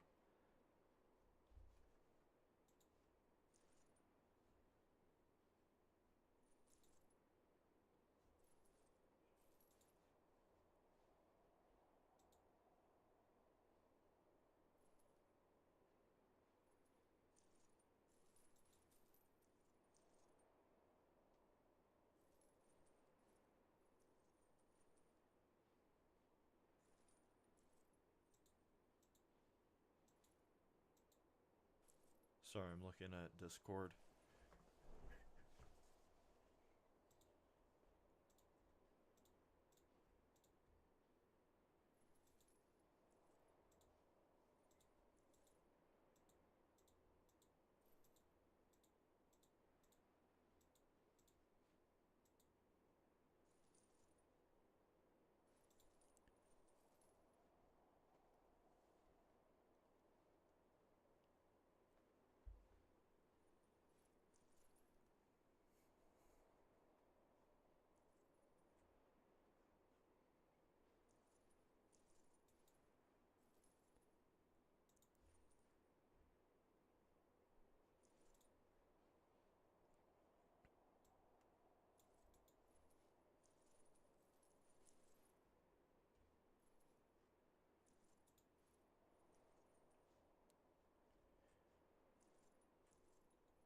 I might as well check.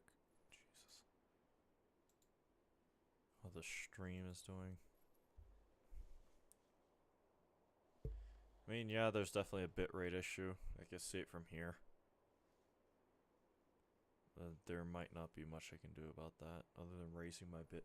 Well, no. I think there's actually a hard cap on like how high your bitrate can be. PC. Or not PC, when streaming. Jesus.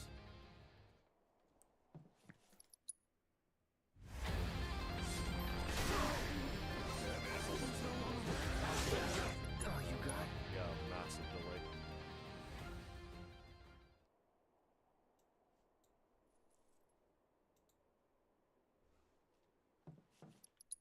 Let's see if...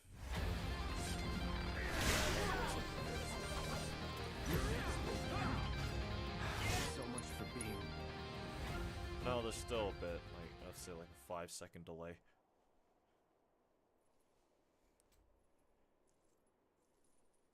Not much I can do about that though, honestly.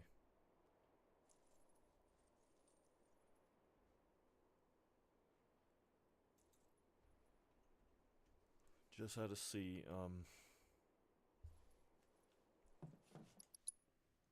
back to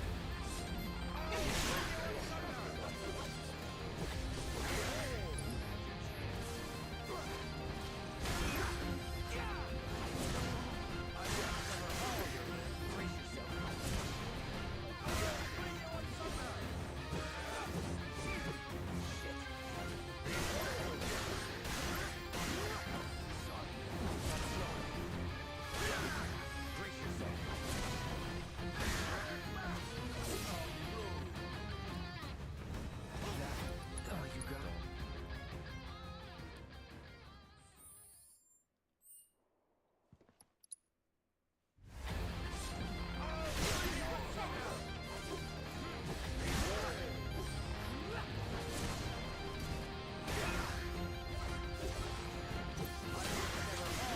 Here I come. Get ready. Figures who it is. well, it looked like he was going to attack me there, that's why I did that.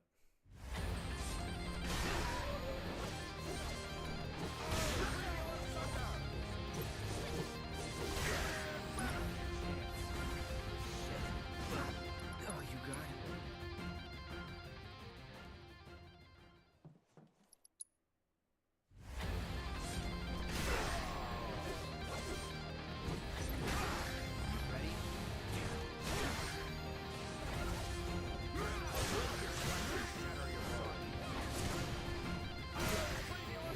So long.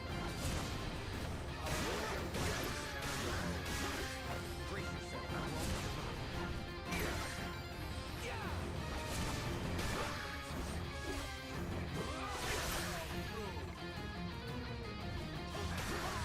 Here it comes. Feast your eyes and prepare to be stupefied by my sword.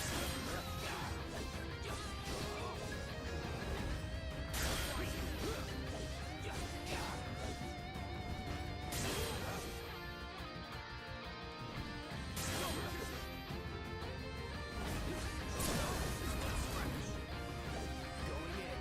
No more playing. No holding back. Sorry. I said look out that easy. So long.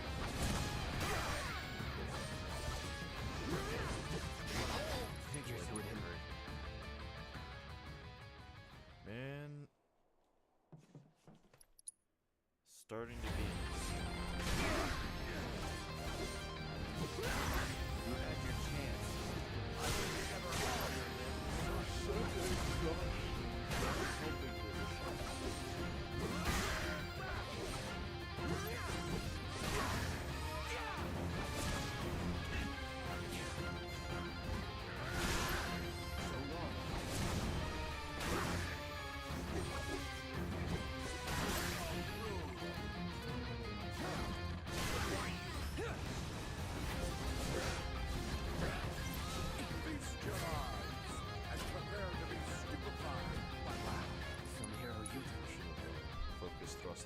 actually.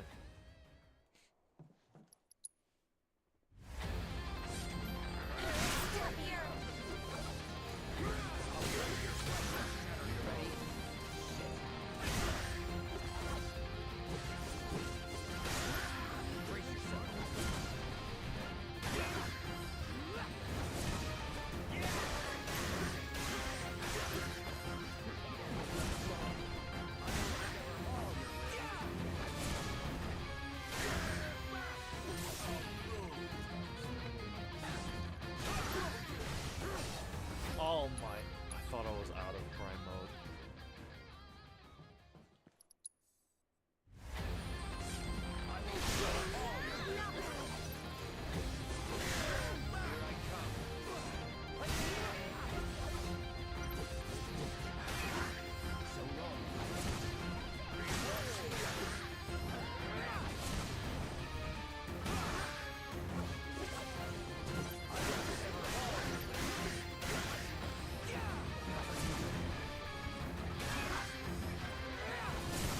Such a slow attack.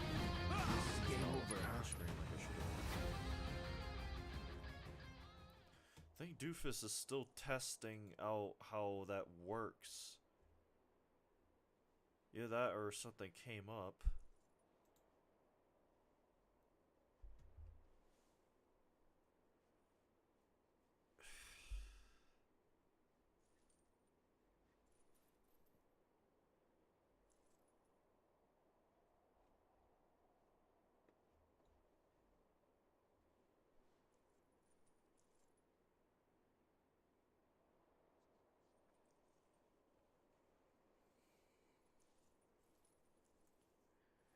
Jeez, I'm still thinking. Thinking about a lot of things. Because Prime Mode has definitely hastened how fast I can get Nagi knocked out of his hands in a lot of ways, but at the same time, it's making things complicated. And I'm wondering if I should, during certain points of the fight, like purposely switch between operator mode and then prime mode.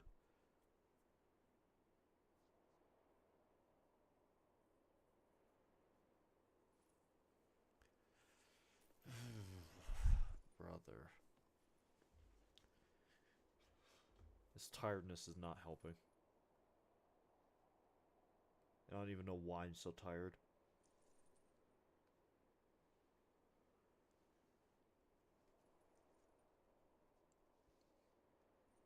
Like, I'm so tired right now, if I was to get in my bed, I probably would go to sleep.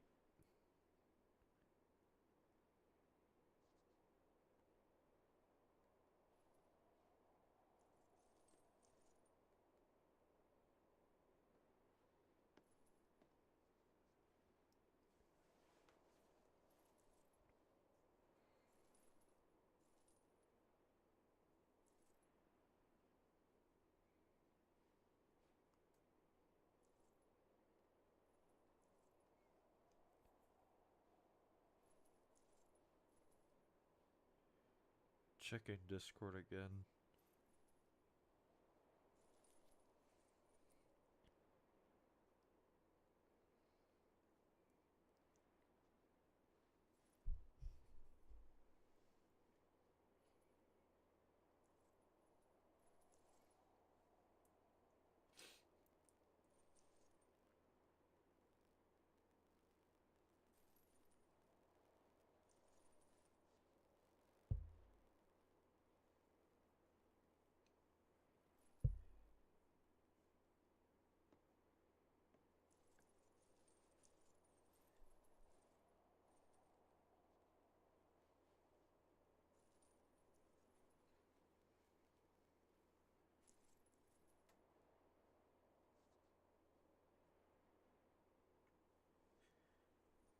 Yep.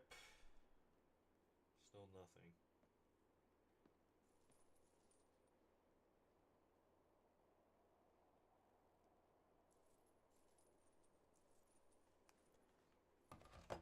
You know what?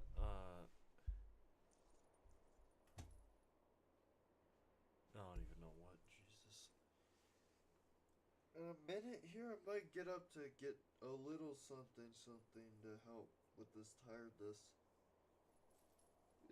It just hit me out of nowhere, man.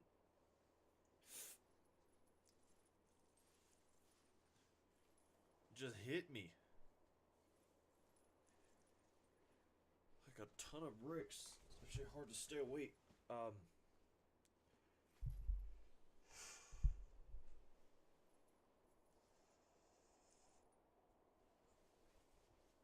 a little stretch just then.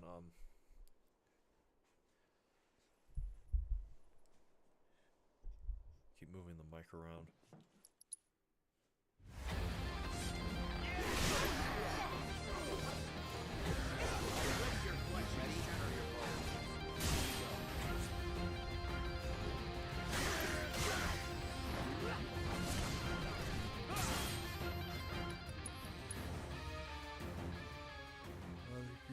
Still Two actions from me.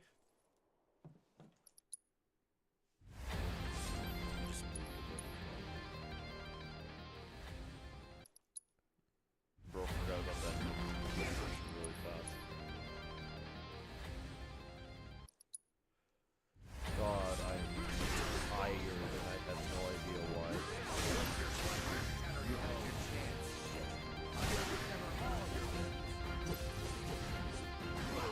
Figures with him.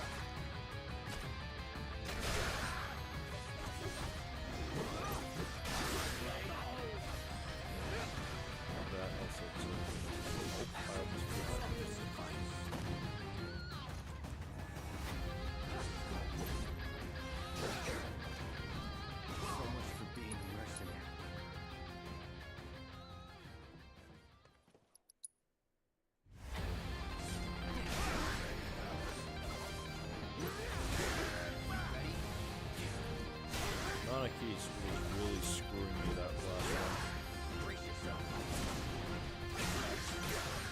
So long.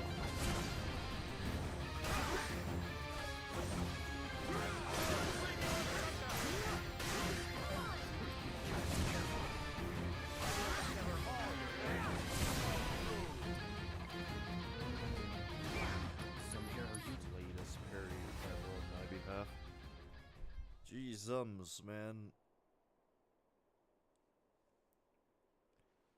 What I need to do is figure out just a series of inputs to do at a certain point. That's what I need to do. Because if I can figure that out, then everything starts to solve itself.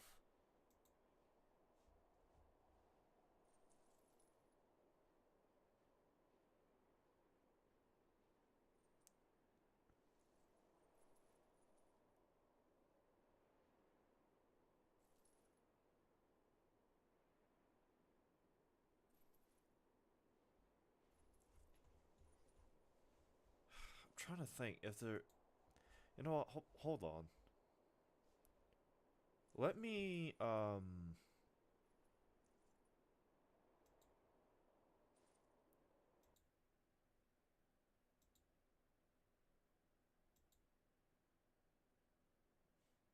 thing.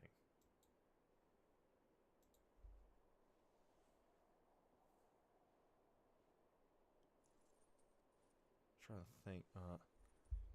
Let me look up.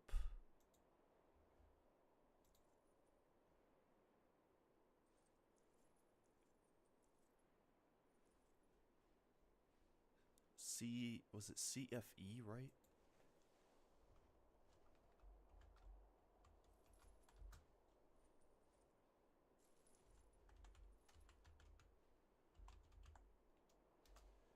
If only he was in the Discord. Could ask him more direct. That is not correct.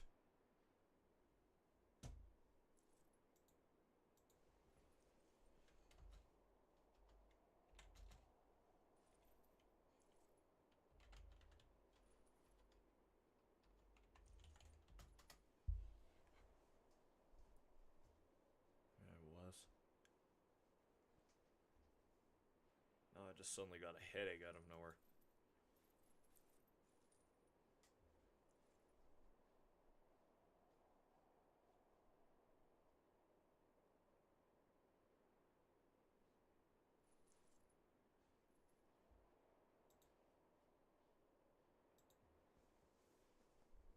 This is not the right video.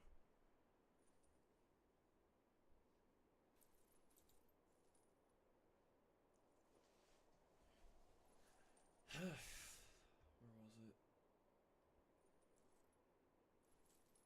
Man, it's been like a month since I did that, huh? Now think about it. I'm not seeing it up here. Yes, on it's ordered from latest. There it is, I think. No. Okay, yeah, here it is.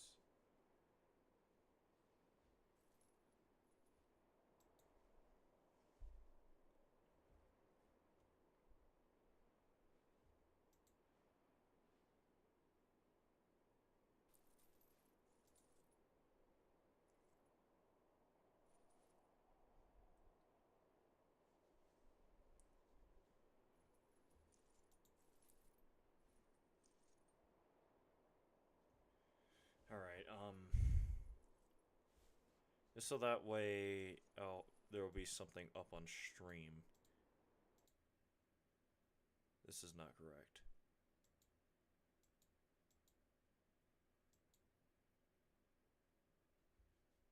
So, what we have here is the,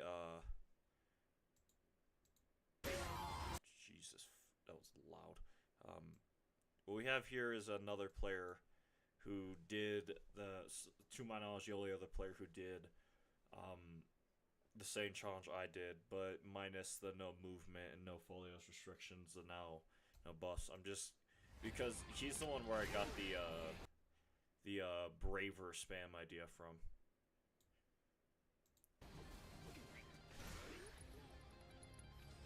Yeah, prime mode.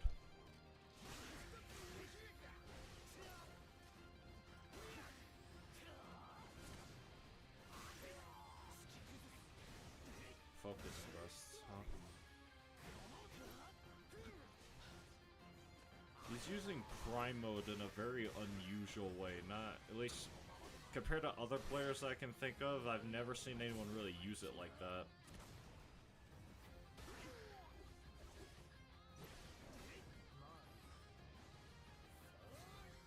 Okay.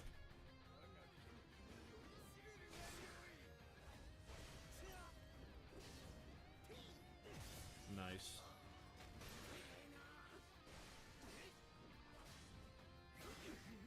He's saving up his ATB. He's not using it on the second phase. Never mind.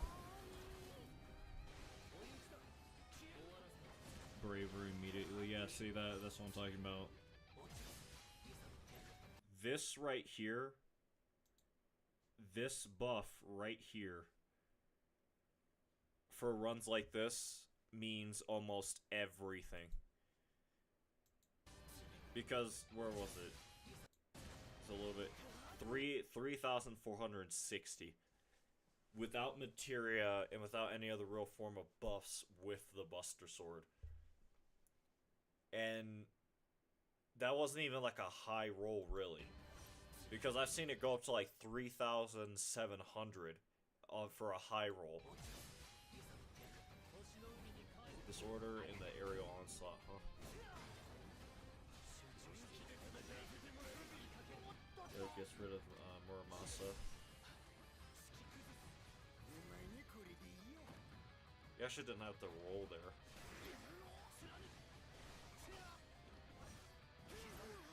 Yeah, for this phase, if you do everything right, it should only take like 5 at most focus thrusts before you stagger him.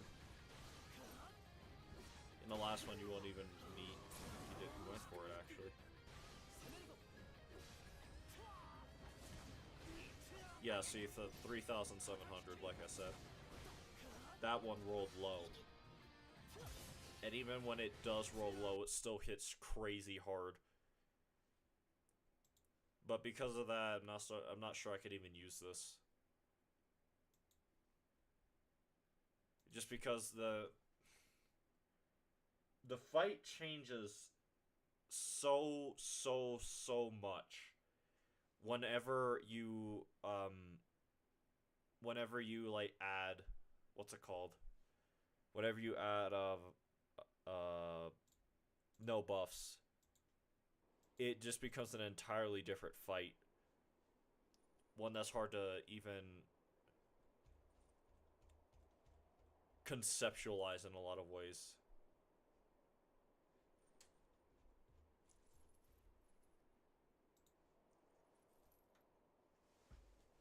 I think I just have to keep going. Either until Doofus comes back, I'm not sure, or whoever else does.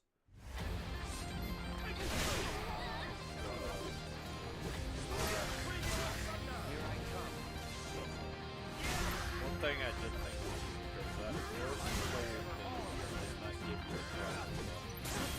Brace yourself.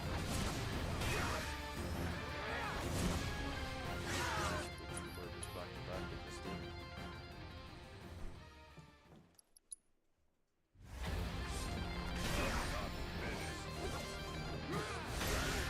Brace yourself.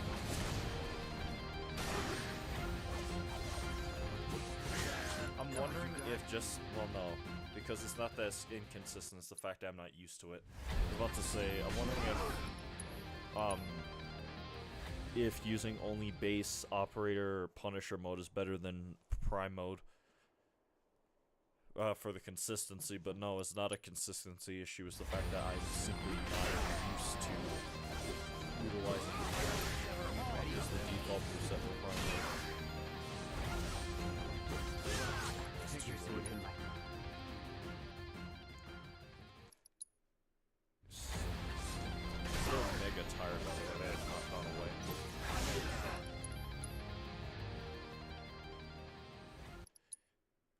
I guess at a certain point I might hold on. I have to try it. Because outside of it saving me every once in a while, I'm not going to be using counter stance for this fight. It is not something I can realistically use. Because even when it rolls high, it's still 1,100 damage, I think. I think I'm going to try using Disorder instead. Disorder into Aerial Braver. See how much I can use that for.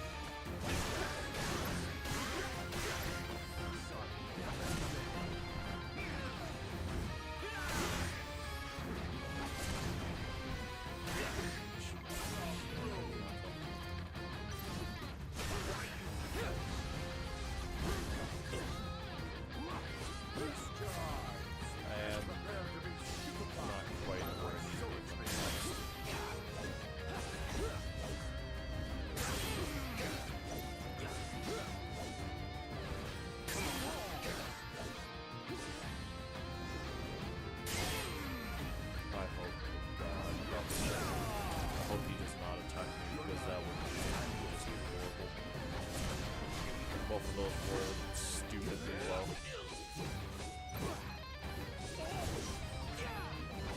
Will not even get a chance to use I accidentally. I was thinking I could animation cancel out of it regularly, but I forget when it doesn't do that first initial thing.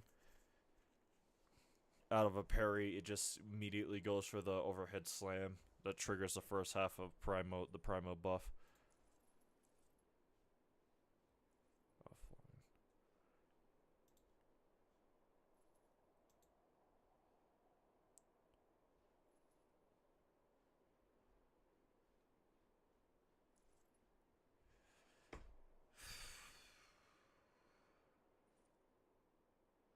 The thing that's catching me so much, if I'm being honest, is this damage.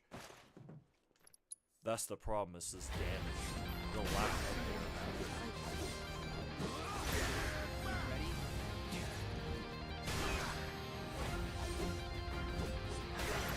Seriously, start considering having, because the damage output is very similar to Frog versus Gilgamesh. It's just slightly easier because you're nowhere near as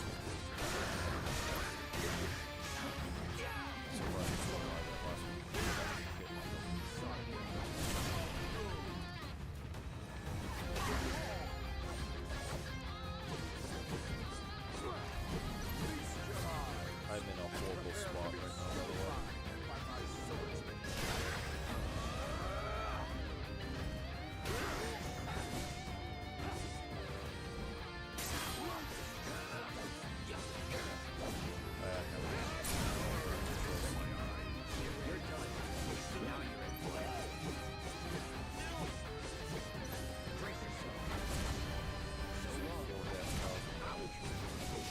Absolutely fly.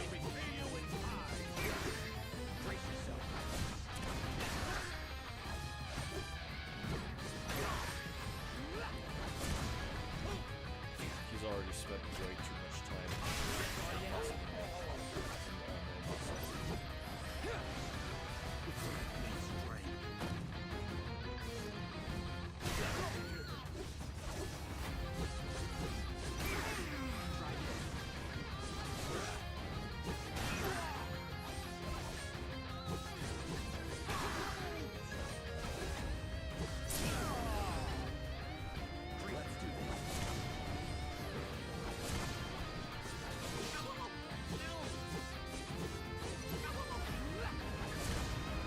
That was rolled okay for once.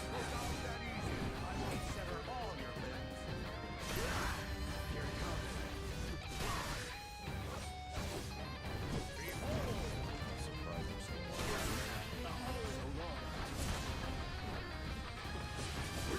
Ooh, I almost fucked up. I was still in prime mode, I think. Wow. Well, that's the first time I made it to, Banana Fan. Not that it meant anything. That was scuffed.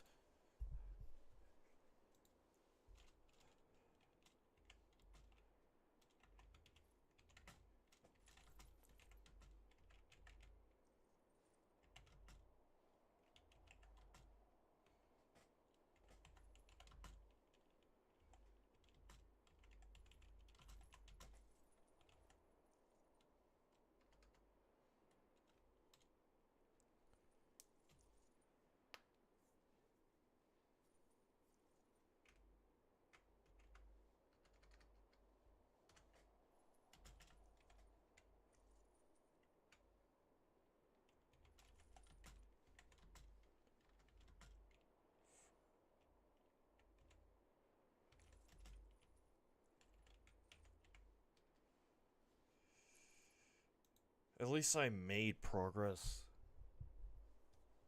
I could have been stuck there way longer, but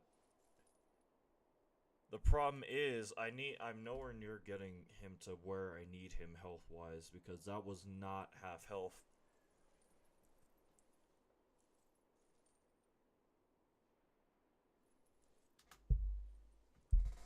That was not half health, and I would need him to realistically be at half health.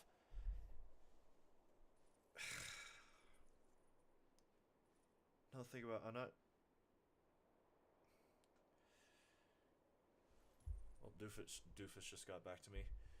So this is what I found so far after testing Gilgamesh Island version.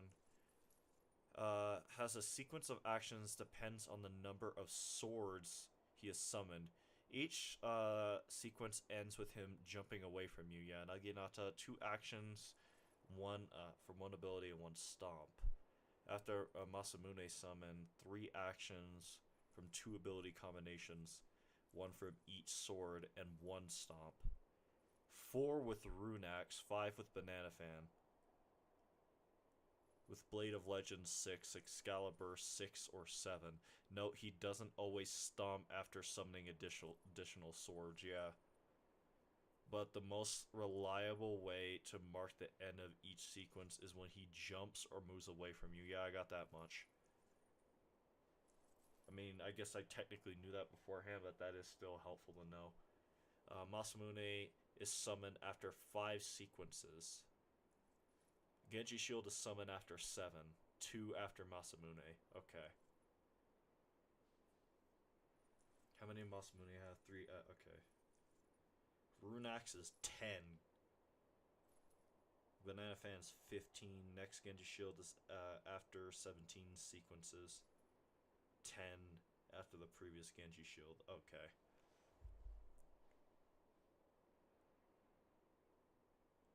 Okay.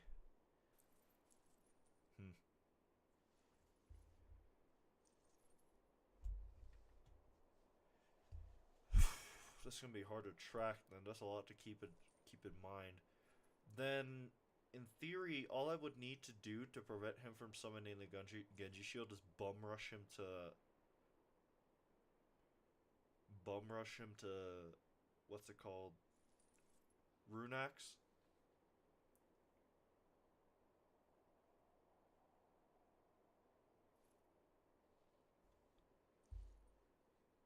I actually don't know if Doofus is watching the stream right now. He could be. Based off of that, it seems like the longer or the more weapons you make him lose, if I'm reading this correctly, the longer it takes... Hold on. So this is what I found so far after testing Gilgamesh Island version. It has a sequence of actions that depend on the number of swords he has summoned. Oh, okay. So by the time you reach Rune Axe, it'll take 4 actions. Then, if I was to use that frame of mind, then I would want to actually get him to Banana Fan sooner. If only it didn't suck balls to deal with. 4 actions with Rune Axe. No, actually, that lines up. Because I'm thinking back on previous challenges I've done and fights I've had with Gilgamesh with this in mind. And yeah, that about because there are times where it seems like he gets it super fast in reality, and then other times where it seems like it's not a total timer like I thought it was. It's based after each weapon. Okay.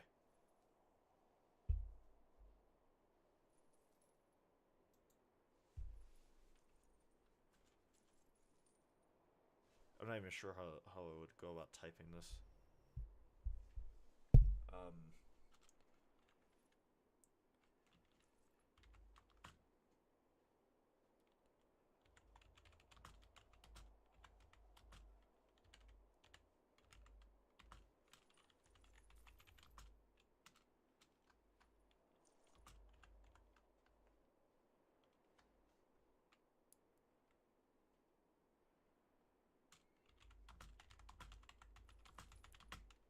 You know, if the timer resets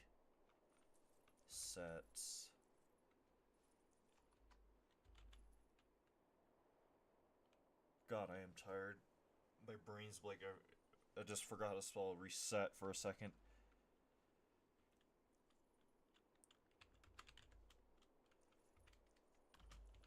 after each weapon.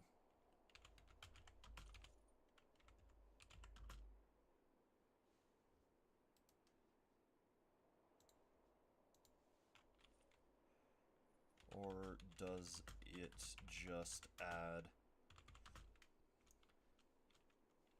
the number of actions? No, that's not even the right way to say it. How would I say it? Do you know if the timer... Not timer, Jesus. You know if the action count...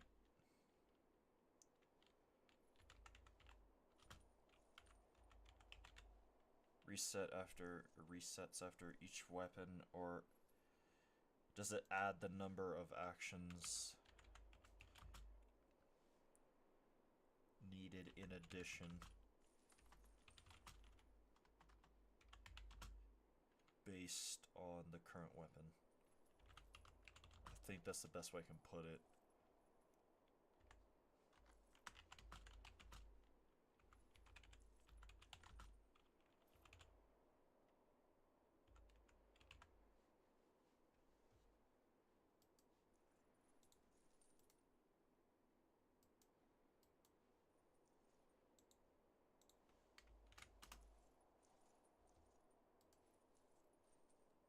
Put an explanation point instead of a question mark at the end of that.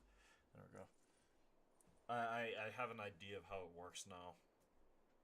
So that's why it seems like I get more time than I actually do. It's not so much of... Okay, so... That gives me a lot of leeway then. Now that I think about it. Because it's 2 actions with Naginata, huh?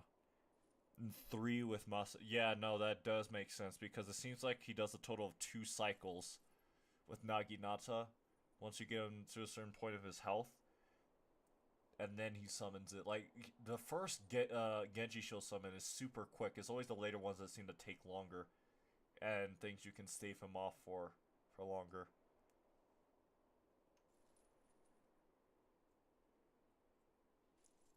Do you know if the actions reset after each weapon, or does it just add the number of actions active? Spell active instead of actions.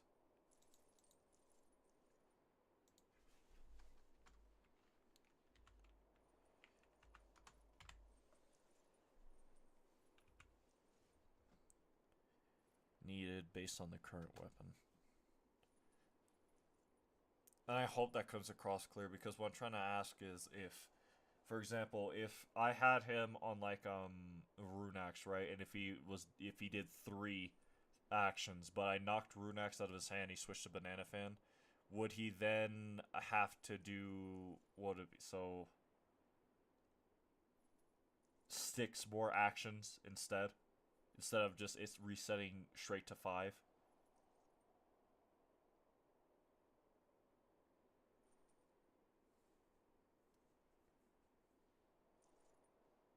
I'm not even sure if he's watching the stream right now.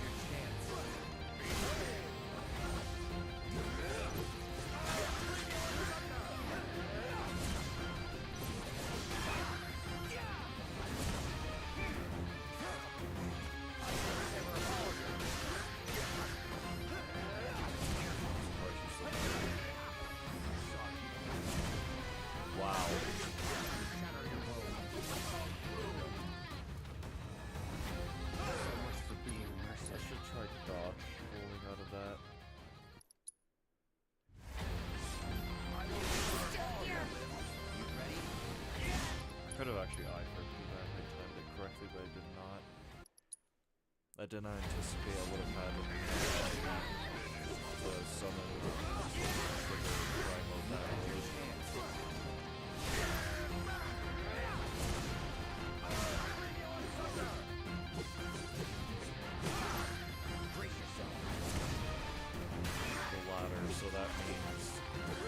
based off of whatever weapon he has and whatever action count he's at. If I'm reading that right, the ladder. Yeah. So, if I canceled him out the Genji shield, that means the count goes to... Cancel... I need to play the fight a little bit more to get an idea how that works. Hold on.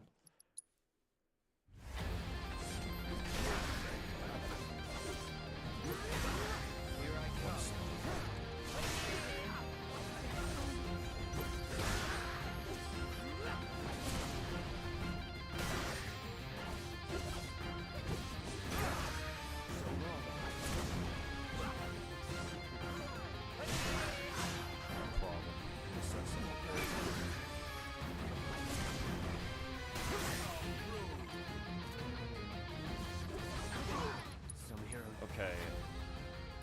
Naginata 2 actions from 1 ability.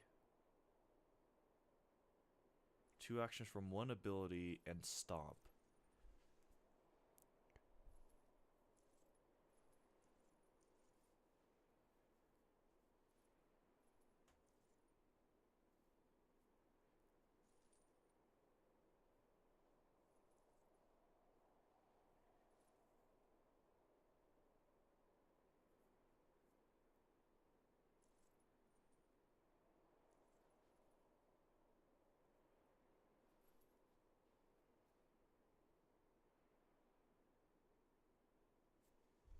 Let me ask if he's watching the stream right now.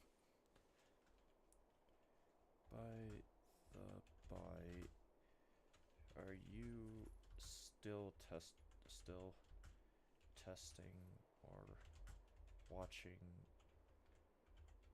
the stream?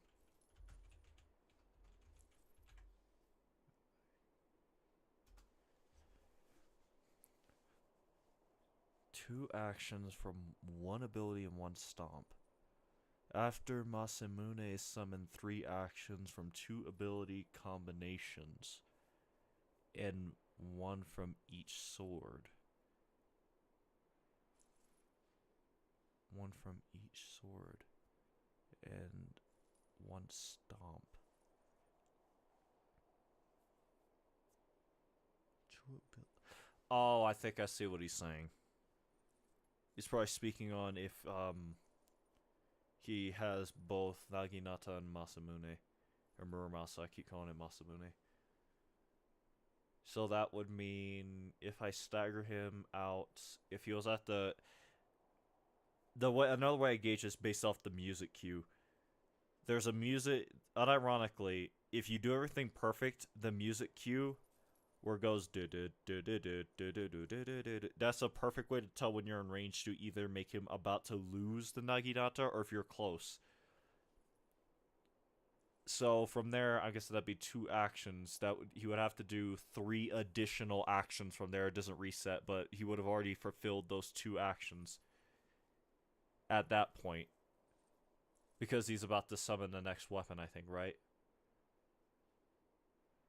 The number of swords he had. Oh, wait, no, I think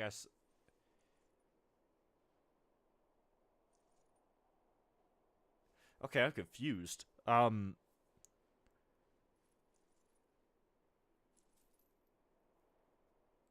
so far after testing, Gilgamesh has a sequence of actions that depends on the number of swords he's holding.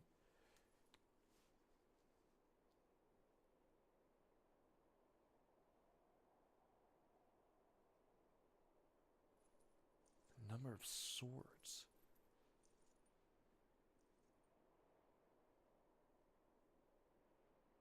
I don't know if it's just because I'm tired or if my brain is running that slow. Because I think I understand what he's trying to say, but...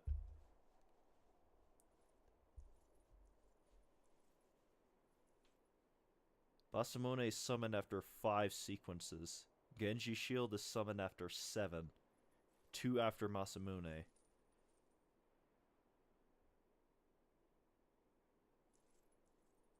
Oh. So, after he summons Masamune, it's 2 actions of 3, 5. Yeah, that would be about around 7 sequences he does before summoning. Oh, wait, no. Okay, yeah, the math is mathing now. That means I have to basically deal with 10 sequences with the rune axe and 15 with the banana fan. Depending on how many actions I was in with rune axe, I would have to add the later number. That's why I remember a lot of my runbacks. I was thinking to myself, he's been in banana fan for a long time, and I'm surprised he hasn't summoned a Genji shield yet. That makes a lot more sense. Because I have a total of 25 actions, realistically, if everything went perfectly, once he summons Runax and Banana Fan. Next, Genji Shield after 17 sequences. 10 after the previous Genji. There's 5 sequences in between swords. Okay, that makes sense. Yeah, that makes a lot of sense. I guess I'm still a little confused, but I think I'm starting to understand how it works. So I'm not as constricted by I'm not constricted by a time gate per se.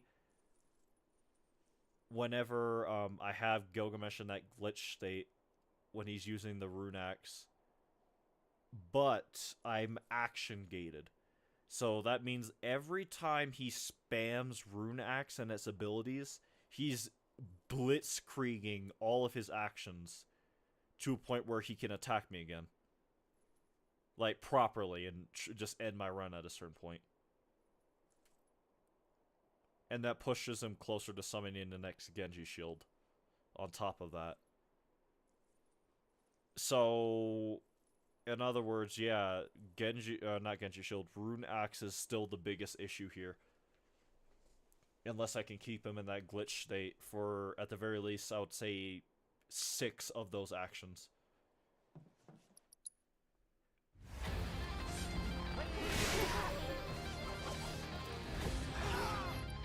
And I'm not sure I'd even count them properly, even still. Like, I have an idea of what a rotation looks like. In terms of how to count the actions, like, I'm assuming those are 2 actions. But it seems like he needs to do them in combination with the stomp. Like, he has to do... There's a prerequisite, if you will.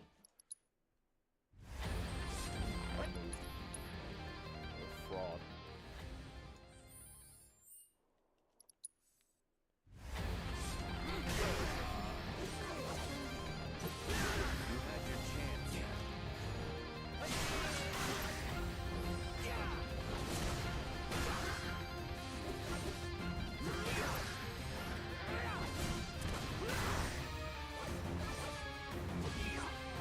Also not sure if how you'd even count things like a Gilgamesh pose.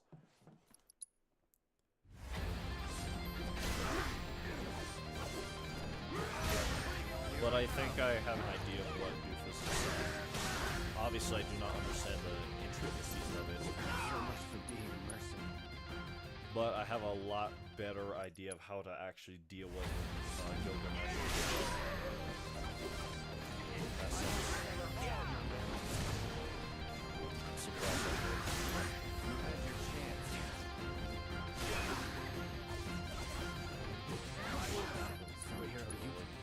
Looking over at my dashboard.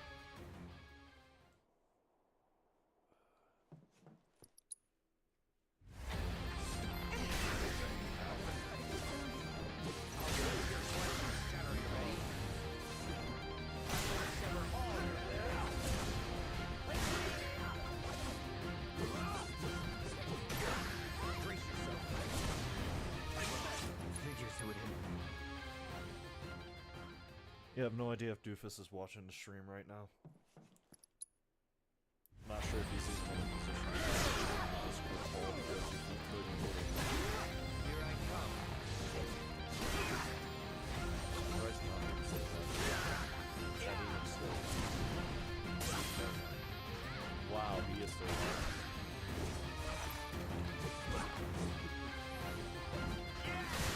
He's already went through a lot of like turns. Why is this?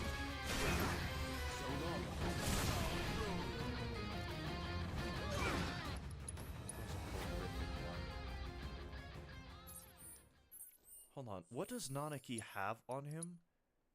Oh, he has provoke. That's the problem. Yeah, let me take that off. Steadfast block, persist. Let me get rid of both of these. I just need him not being as good. Oh, wait, I know what the problem actually is. I'm used to doing this with Tifa and Aerith on the party lineup instead. Oh, wait, no, I know why I did it, so never mind. I'm double dumb. I'm double stupid. I need Tifa and Aerith on the back line just in case because they have, what's it, Divine Strike or Punishment or whatever. Yes, Divine Punishment. Just in case, like, I still somehow can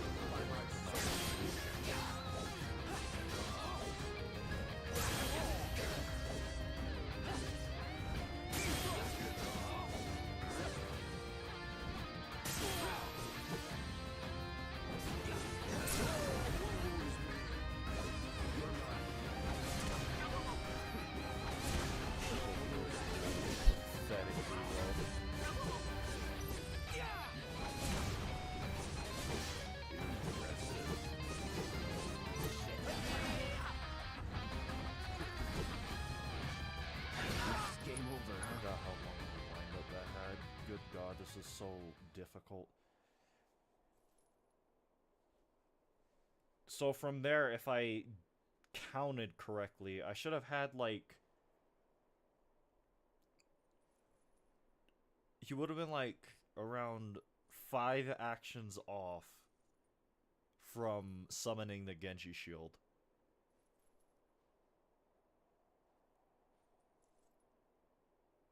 If I counted that correctly, I'm still not sure if I did.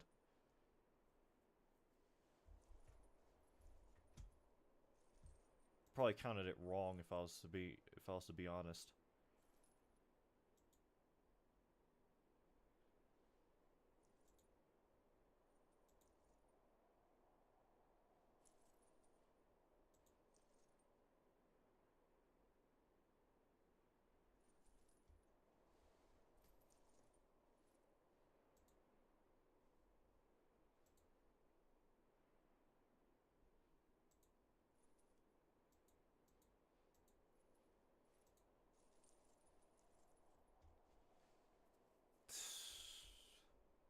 Sorry, I'm still like checking stuff out on my end.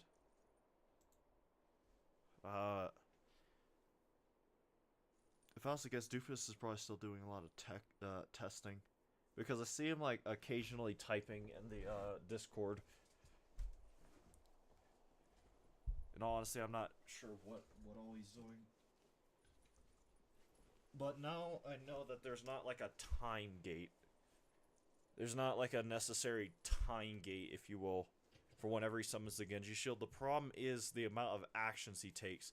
And that's why there's times where sometimes I feel like he summons it instantly from the rune axe. But in reality, it's the fact that with the rune axe, because there's nothing you can do against it, he gets a free action to elevate, to move on to the next number of actions he needs in order to summon the Genji shield.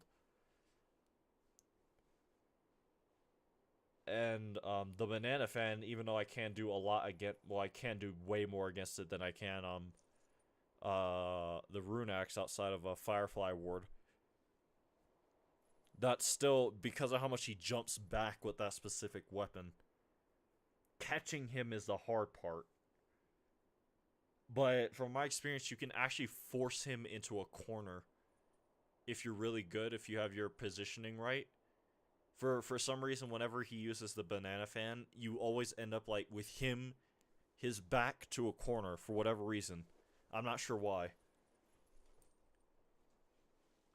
But from there, you just whittle down his everything until you kill him.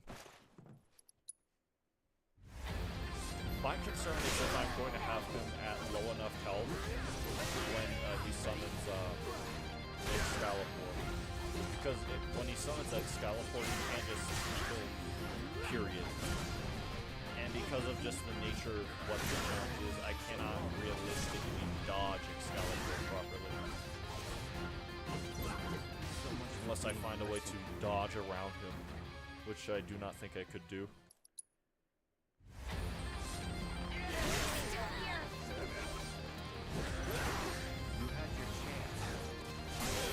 I'm sorry, that wasn't a parry?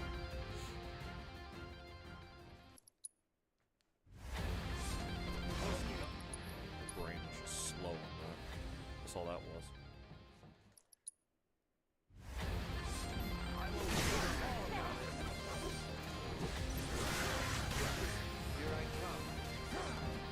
Red is still alive.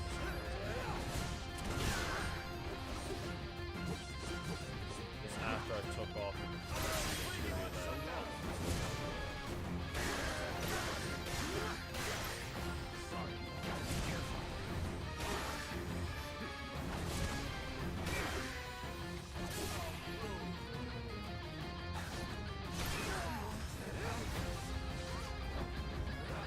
Feast your eyes and prepare to be stupefied by my swordsmanship.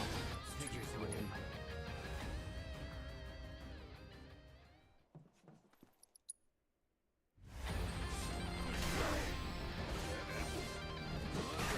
You ready?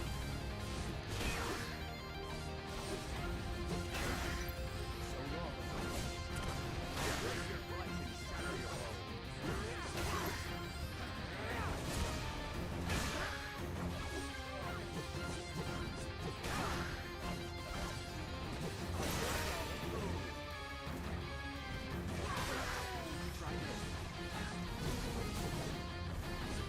Feast your eyes Things and cooked. prepare to be stupefied by my swordsmanship.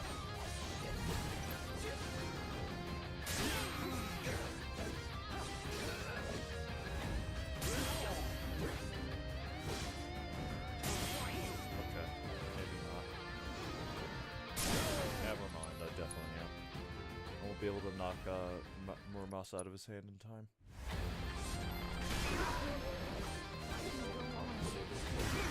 You had your chance. So long. That still hit.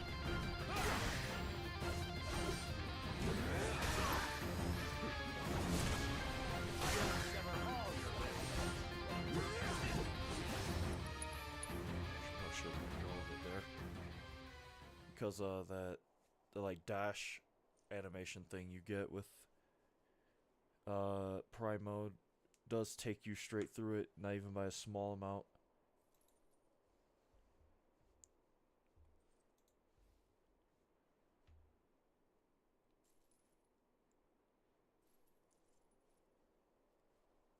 This whole time, by the way, Doofus has been typing.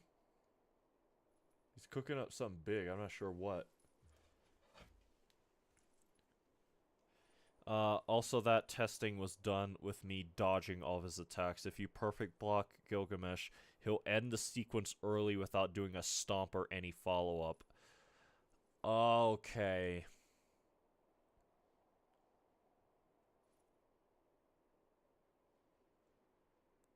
Then that actually, this is the route. What he gave me right here when I go back to the Gojo challenge, whenever I do that, that's the route I'll end up taking. I have an idea of how I'll be able to count how many turns and actions I have to survive for. Based off of that. By how many turns? Let me reply to this.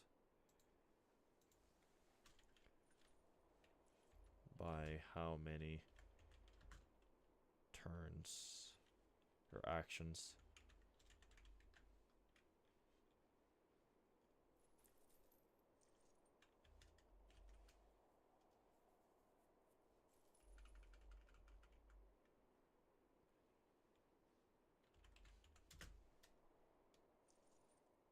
There we go.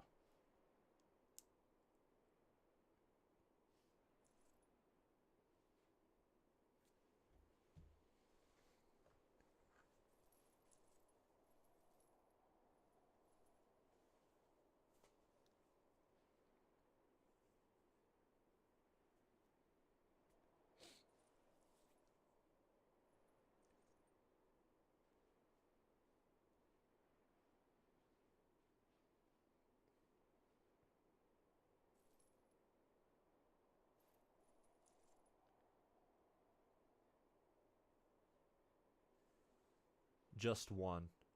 Okay. So if I parry him at all, period, or perfect block, whatever,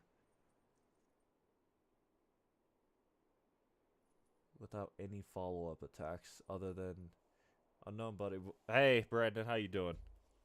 How you doing, Brandon? Sorry, this is a project I've been working on. He'll keep attacking with follow-ups whenever you dodge any of his attacks. Ah. Okay. Did you miss me? Yeah, I was quiet in here for a while.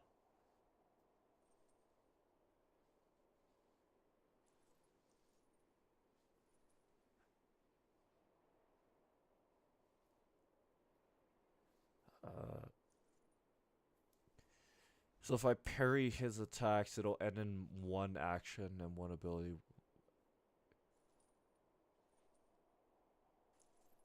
Oh, I understand. I understand how it works. 5 sequences.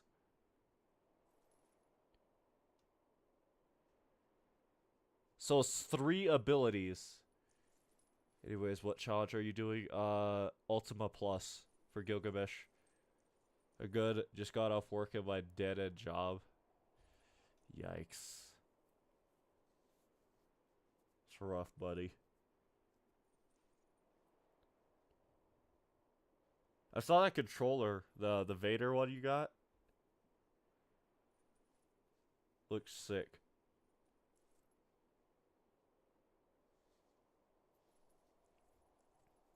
You hear me muttering, I'm doing math. What's that? What's what? The Ultimate Gilgamesh Plus Challenge. It's basically, I have to, hold on. Because there's so many restrictions I forget how many there are again, but for what I am doing, I need to fight Gilgamesh, with the following restrictions. No weapon skills, no damage, no accessories, no materia, buster sword, cloud only, no equipment, no folios, no movement, no limit, 1 HP hard mode, and now I'm adding the restriction of no buffs as well. It's just a sticker like window tint. Ah, I see, so it's like you had to buy a whole new controller for it, alright. So that means he'll do, what is it? I'm guessing... I'm not sure how many actions. I think it's 1 sequence for Naginata. Are you mad at Will? What? Mad at Will for what? What happened? Who's Will? Another really, really close friend of mine. A friend of me and Will's. But inside jokes aren't, yeah. Is that the pine cone? He knows. He's a knower. So that means Masamune each sequence, I think. No, I'm still not understanding it correctly.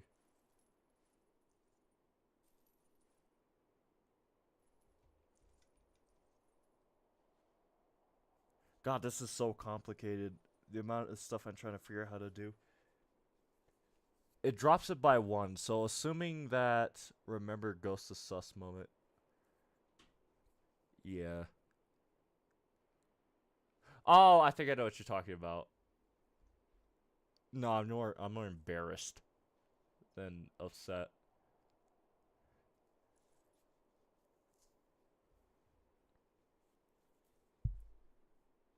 So I'm going to assume this drops it to 1 sequence with Naginata.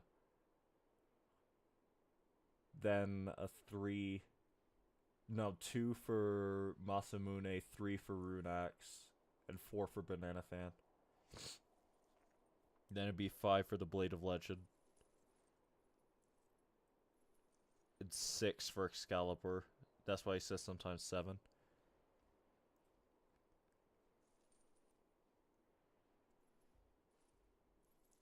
He thought you were mad at him? No, I was just really embarrassed because I never fell for anything like that before in my life.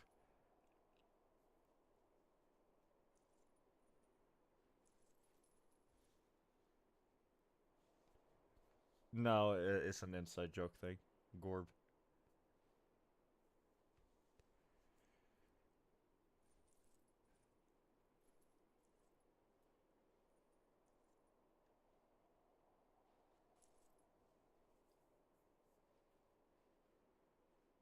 No, I'm mad at Will.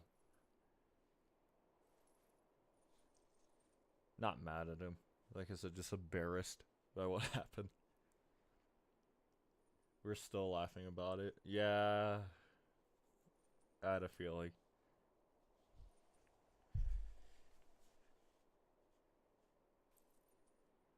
Hold on, what does he say? Each sequence ends when he jumps away from you. Okay, alright, so it makes sense now. So Gilgamesh jumps away from you after 2 actions from 1 ability and 1 stomp after a certain period of time. But those are prerequisites. And then with the Rune Axe,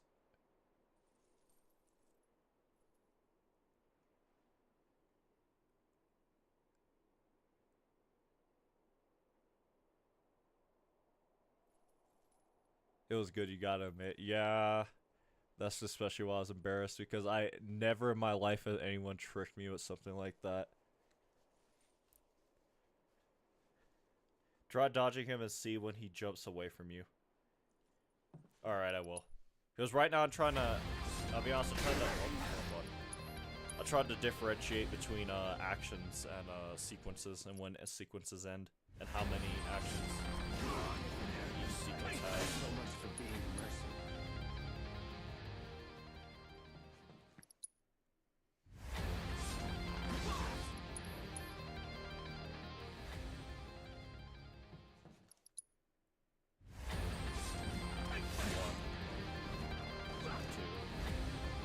Oh, I see exactly what you're saying then.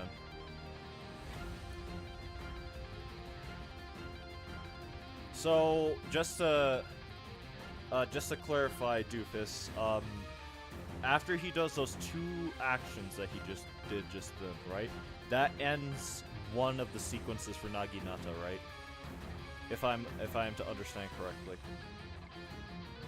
And then from there he'll do 2 more actions, and then move on to the next sequence, and then from there he summons Muramasa, right? Correct me again, and I'll put you in timeout, JK. Yes, okay. So, if I was to perfect parry him... Now I know what a sequence is,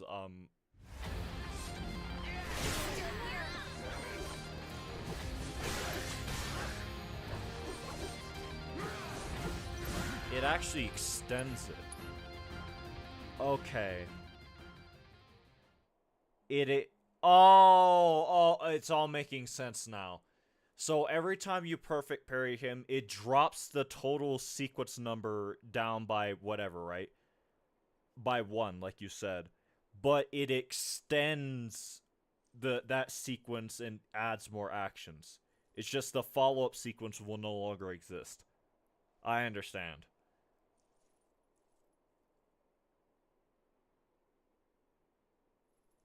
Okay.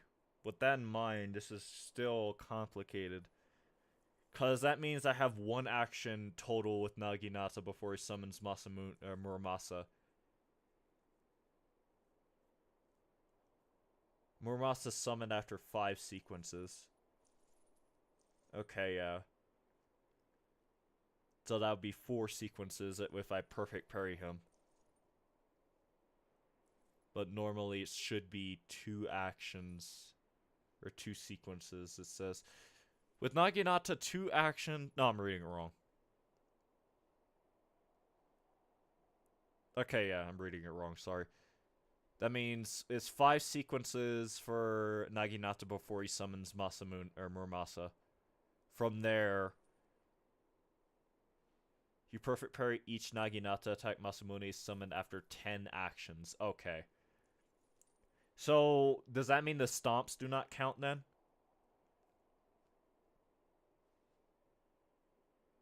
If I'm to understand that correctly? Well, I guess they would count as actions in of themselves, but are you saying that specifically if I perfect parry Naginata 10 for 10 actions, like 10 times specifically, it summons Masamune? Or is it just 10 actions total? The tough part is dealing with rune axe and later swords become of more unblockable that are required dodging. Yeah, that's what I was saying earlier when you first sent this message. I gotta go pick up a tire delivery, so I'll talk to you later. I'll probably be in the Discord if you're not busy. All right, bet. Stomps count. All right. So from that first perfect parry, I have 10 actions until he summons Muramasa. And then from there, hold on, let me read over this again. So this first part is if I'm dodging. The second part, I'm guessing, is if I perfect parry.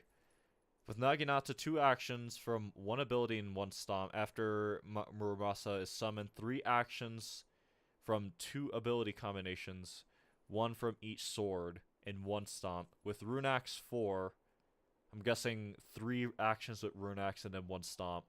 With Banana Fan is 5 actions, probably 4 with Banana Fan and 1 stomp. Blade of Legend, 5 with the blade itself and then 1 stomp. Excalibur, 6 or 7. This is toss up at a certain point. But all this stuff down here, I'm guessing, is for perfect parry stuff. Would it be a similar number if I parried all the other weapons? Well, parried all the other weapons. That means the only one I had to pay attention to from this original list is Rune Axe. Meaning, at most, normally it seems like he would get 4 actions with Rune Axe. But if I also do it the other way, it seems like Genji Shield after 7 sequences, 2 after Muramasa. Rune Axe after 10 sequences. Oh wait, no, I read it wrong. 1 extra sequence, it seems. Banana Fan, so it's... God, this is so complicated. I mean, I'm getting a way better idea of it now than I was before. Keep attacking with fallouts whenever you dodge any of his attacks. If you perfect block each Naginata attack, Muramasa is summoned after 10 actions. The tough part is dealing with Rune Axe. Oh, you just sent in both, okay. Yeah. I just need to figure out the number of actions I have per turn. I know for a fact that I have 10 actions from the perfect parry. After that, he summons Muramasa. I probably get 5 actions after the fact, right? If I was to guess, Doofus?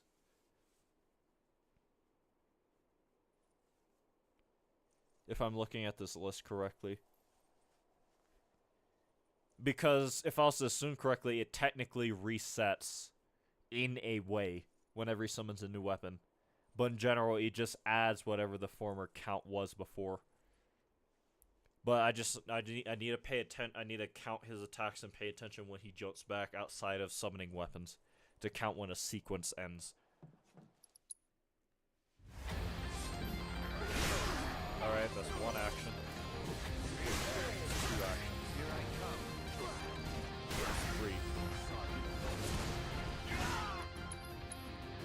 This just, but thank you, Doofus. That information made this a lot easier because now I have an idea of what to expect and how to deal with Gilgamesh better.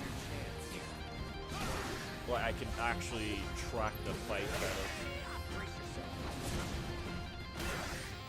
I lost count of the actions already. I think I'm at 4 now.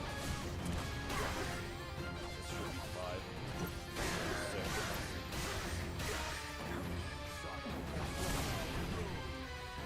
Okay, assuming what you said earlier about me just adding the total number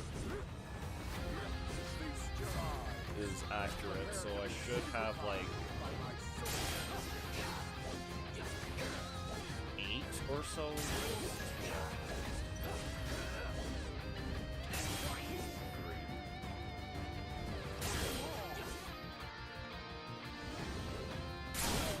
Doesn't matter. Staggered him too fast.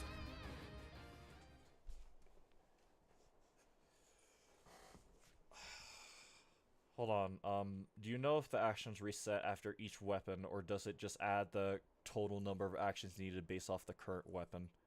The latter. So, let's just say hypothetically I knocked Naginata out of his hands at 6 actions.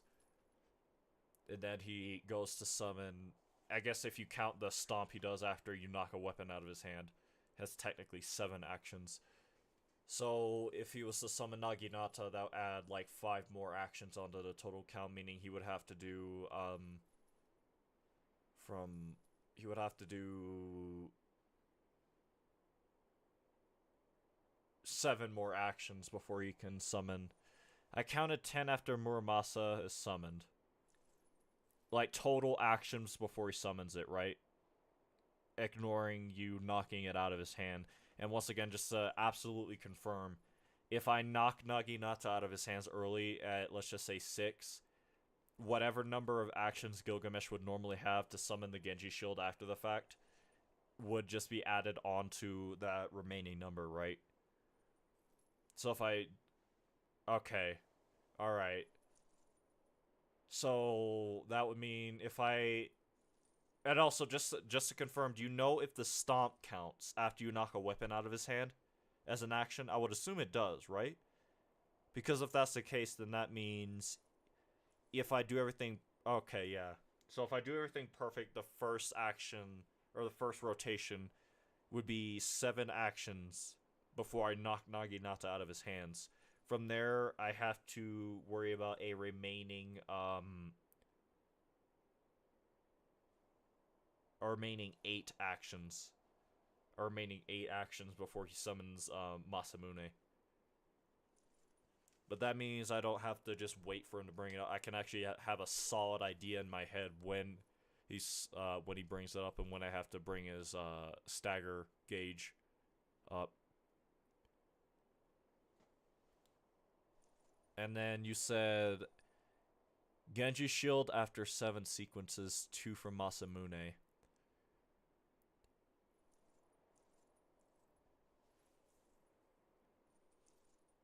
Well, I guess, actually, now I'm cutting the sequence time in half in a lot of ways because I'm deducting a sequence total. Because these, unless you, yes, 1 action, 1 sequence for Naginata. It'd be 2 for Masamune. No, 3, brought down to 2. And then the problem weapon, Rune Axe, where you can just spam as many actions as he wants, really. Unless I keep him in a stagger state, eating them up. But then the problem is knocking out, not Muramasa, Rune Axe out of his hand. And then worrying about that's why half the time I feel like Banana Fan lasts so much longer than all the other weapons. Because it's not so much that, I'm resetting a timer. It's the fact that by the time I get down to Banana Fan, I added so many sequence and action timers, or action counters, to the Banana Fan that it seems like he just keeps it forever before he tries summoning the Genji Shield again.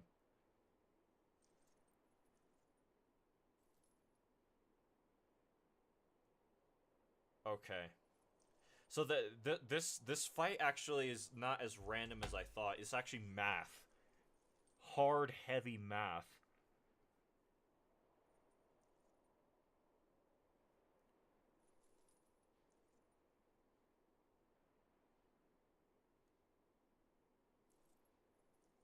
Jesus. Jesus.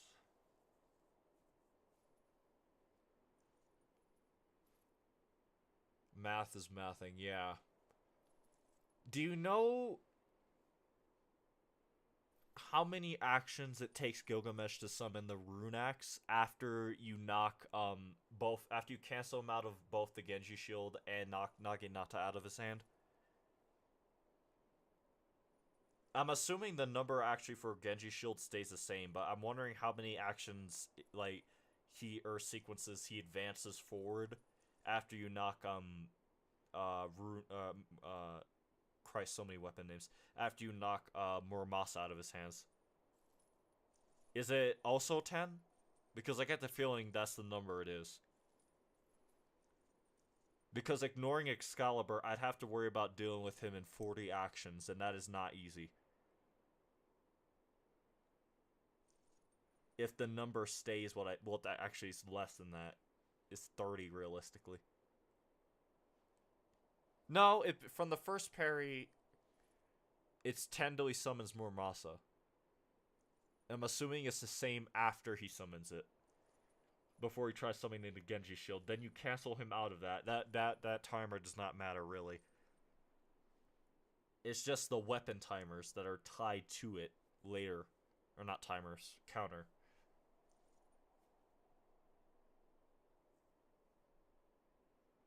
Would it be like 15 for the rune axe? Because I know by the time I get down to Banana Fan, I'll just have to add every other counter for all the other weapons. I'll just have to add it on top of that.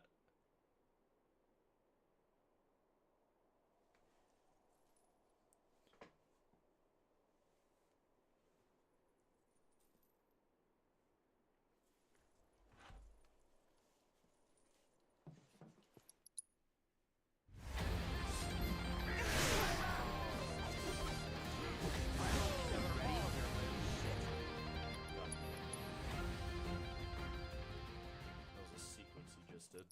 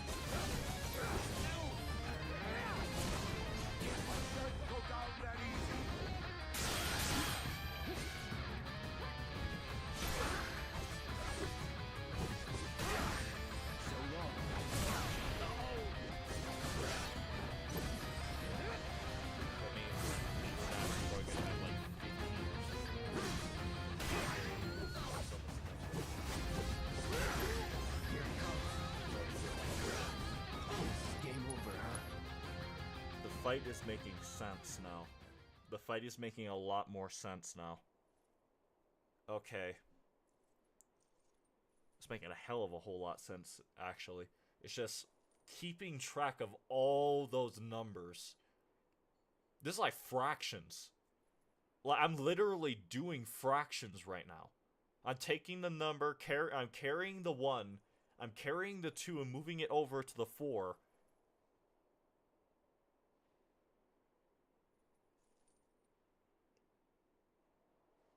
This is starting to make sense now.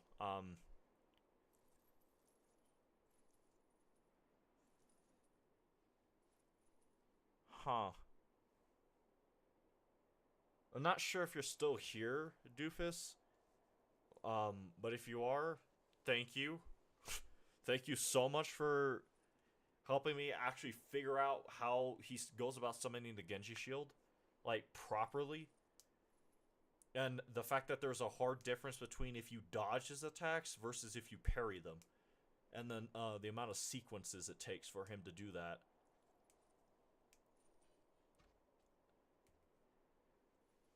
But if you are still watching a stream, like, if you want to, you know, if you have the time to, if you're not busy, if you want to drop back into, you know, like, the Discord call, it just chill out for the rest of the stream, however long you do this for. Like, continue to figure out how to go about getting past certain thresholds and getting him down to the halfway damage threshold. And I'm worrying about the remainder of his phases. Feel free. I'm not sure if Kingdom JT is watching stream either. Just anyone who might be lurking, you know, if you feel like dropping by in the VC again, you know, it's open. If not, yeah, it's tough counting the sequences while perfect blocking and dodging on later swords, yeah. The thing is, well, I think with Rune Axe, it would still get dropped down by 1, but the actions he takes would probably still be just about the same, because most of the time you end up having to, like, dodge from him, especially once he spams a lot of Rune Axe's attacks. That's the real issue with the problem with this whole fight, and the problem that this whole fight has had, even once I started doing it. That's why I tested by only doing dodges, since it's his default math. Yeah, Rune Axe complicates this more than it needs to be complicated, even when you factor in when he does stomps, because it makes the consistency of everything else inconsistent. Because I'm not sure if dodging and parrying also affect it. I mean, it probably shouldn't, but even still. All I know is that by the end of it, once I get through a certain number of, like, sequences and weapons, the banana fan is going to have the most number of actions he has to go through in sequences before he summons Excalibur.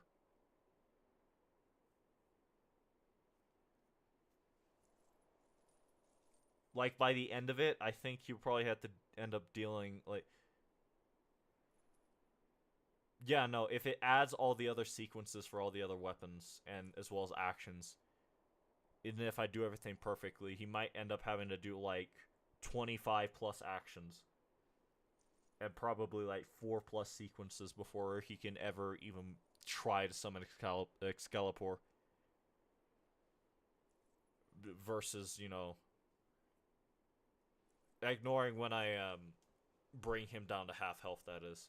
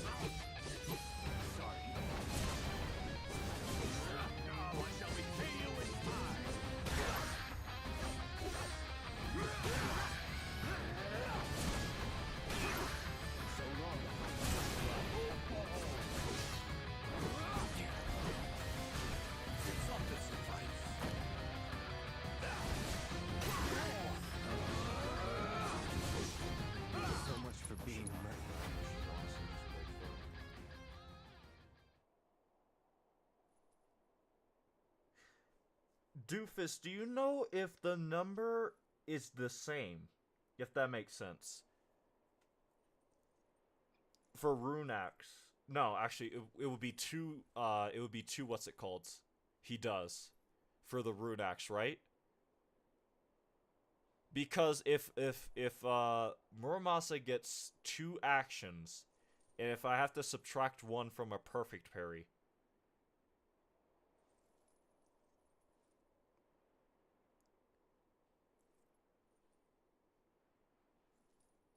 Yeah, that was 2 sequences I did, because the second sequence also counts after the stagger, right? So that means if I do everything right, it would be 3 sequences with the Runax. In theory. 2 actually, if I manage to knock him out of it sooner. And if the number just adds on like the total consecutive actions realistically he has to do in order to summon the next weapon, then that means if I get this perfect, I have to do 2 sequences per weapon. Technically 2, minus Naginata.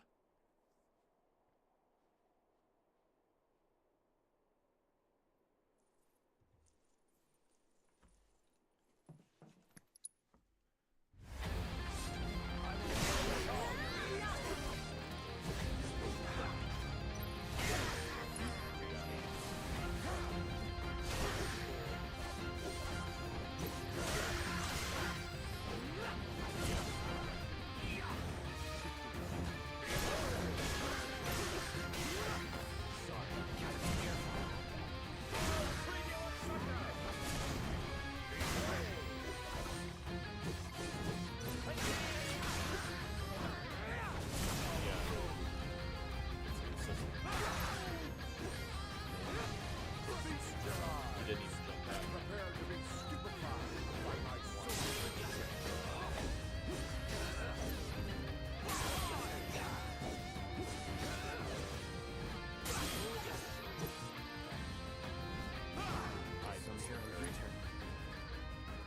Okay, so just to confirm once again, it's 10 actions Gilgamesh does. If we take into consideration the original math, right? If you dodge him and do nothing but dodge him, if you parry him, am I correct in assuming that it is 10 actions before he attempts to summon the next weapon, or if he's on Muramasa, attempts to summon the Genji shield? Or not the Genji shield. That one's entirely, that's a thing of its own. But is it 10 actions before he tries to summon the next what's it called? The next weapon for each one. So if it's 10 for a Muramasa, I'm guessing it's also 10 for Runax, right? Or would I have to add on whatever missed actions from the Muramasa phase? That might have got him out of sooner. If I'm to understand everything correctly. Because if I am, then everything is starting to make sense. I'm starting to see a path forward. And at a certain point, I'm starting to think that damage might not be as much of a concern as I thought. More of when I do certain things during certain actions. Or sequences for Gilgamesh.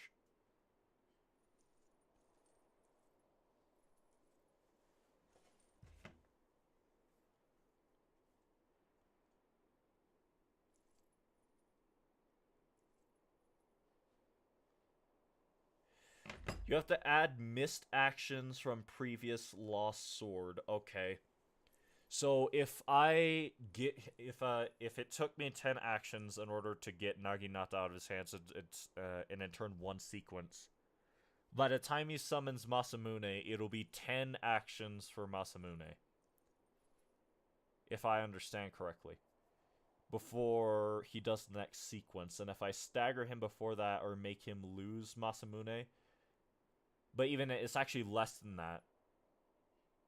It would be 1 sequence for Masamune because I stagger him. Literally, like... Yeah, I basically stagger him as he summons it. So that's 1 sequence for Masamune. And if I get him down, for example, in like 6 actions, I would have to put 14 for the rune axe. Am I understanding that correctly? Is that how it works? Not so much the sequences, but total number of actions he has to do before he summons the next weapon.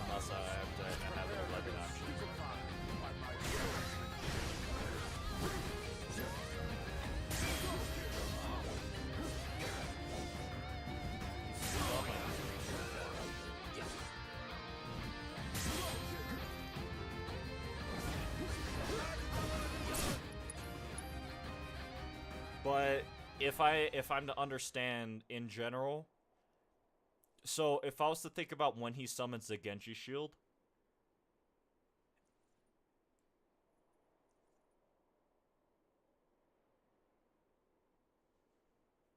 he does it in like 3 sequences. He does it in like 3 sequences when you make him lose Muramasa. Or when you make him lose Naginata, sorry. Actually, he does it in like 2.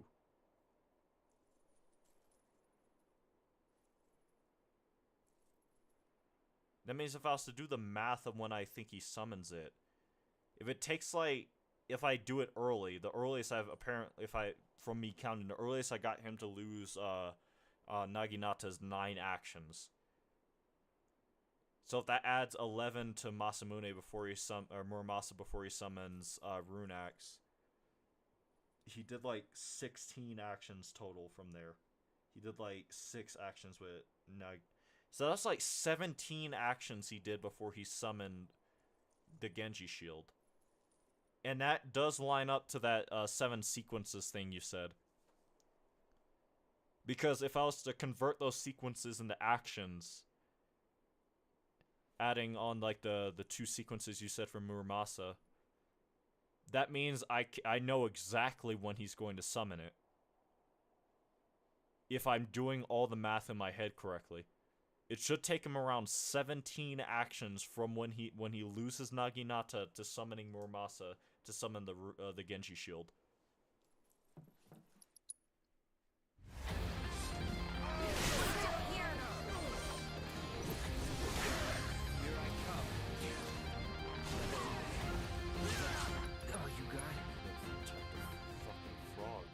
Fine.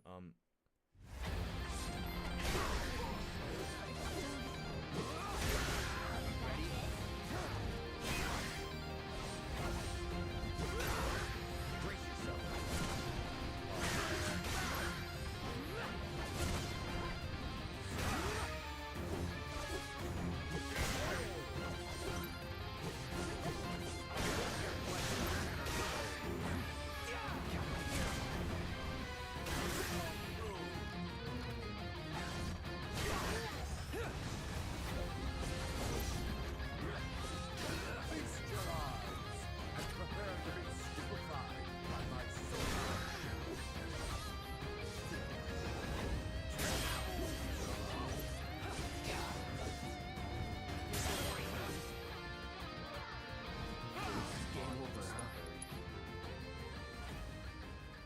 I think he does it in like 15 to 17 actions total. From the start of the fight, it's 15 to 17 actions before he summons the Genji shield. If I didn't die there, I would have known for sure.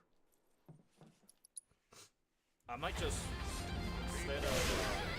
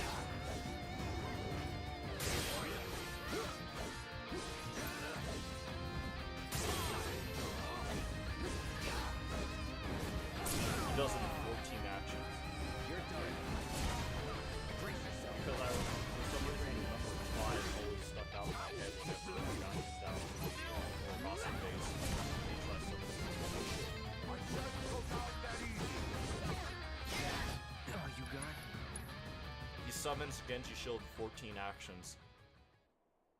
If I understand that correctly. I hope it's not also based on how much his pressure gauge is filled up. I doubt it for some reason. It seems like the entire fight has been consistent in terms of like how many actions it takes.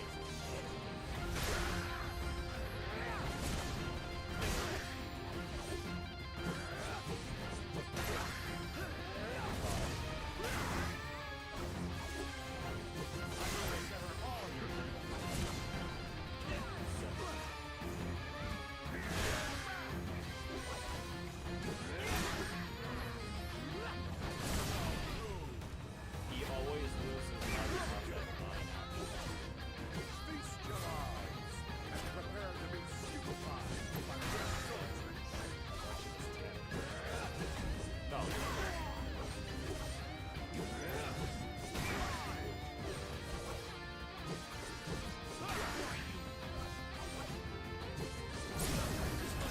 Yeah, it's literally all summons.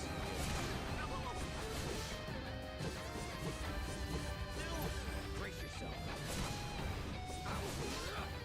Now what shall we see you with eyes?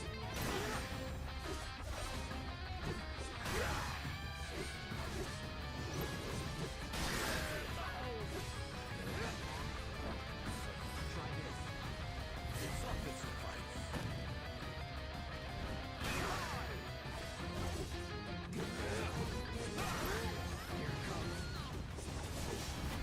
Total action number was, I think, 19. Keeping track of all these numbers sucks.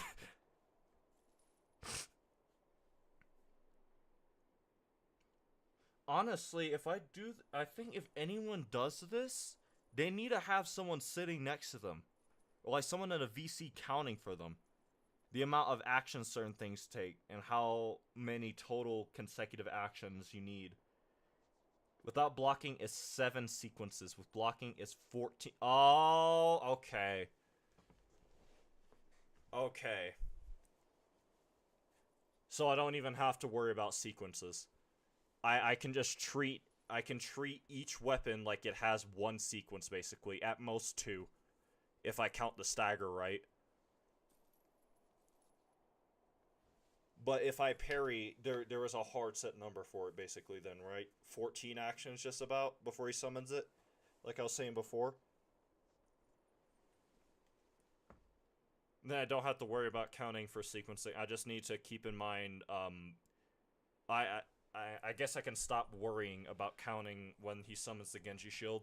Because he won't summon the Genji Shield till after Banana Fan, right? For a long period of time. For a certain number of actions. So at a certain point, all I have to do is start counting once I get to Banana Fan for the Genji Shield. But until then, I can basically treat each weapon like they have 10 sequences total. If you perfect parry him. And then I just had to add on whatever other, not sequences, actions. They have 10 actions total for each weapon. And then depending on when you make him lose that weapon, you add on the remaining sequence number from the former weapon. This fight just got extremely consistent, if that's how it works. If we got this fight to that much, if we got it down to that much of a science, yeah, the number adds up and goes all over the place while blocking and dodging. Okay. Yeah.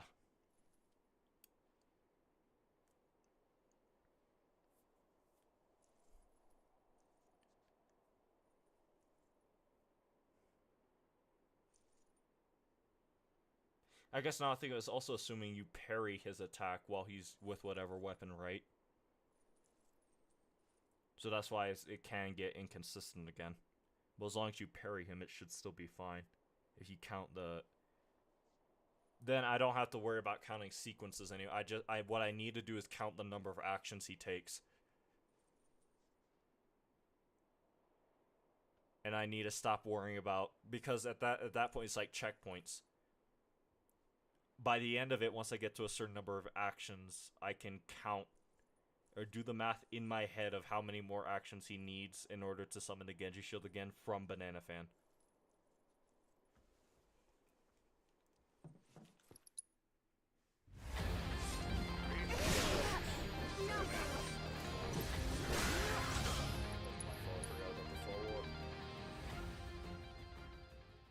but the fight is like is truly consistent now.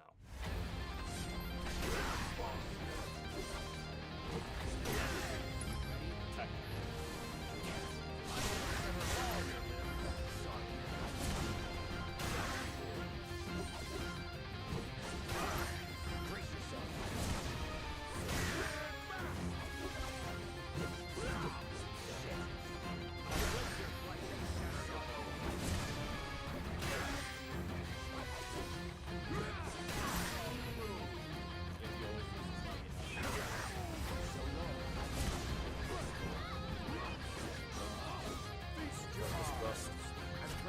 Sitting at 11 now.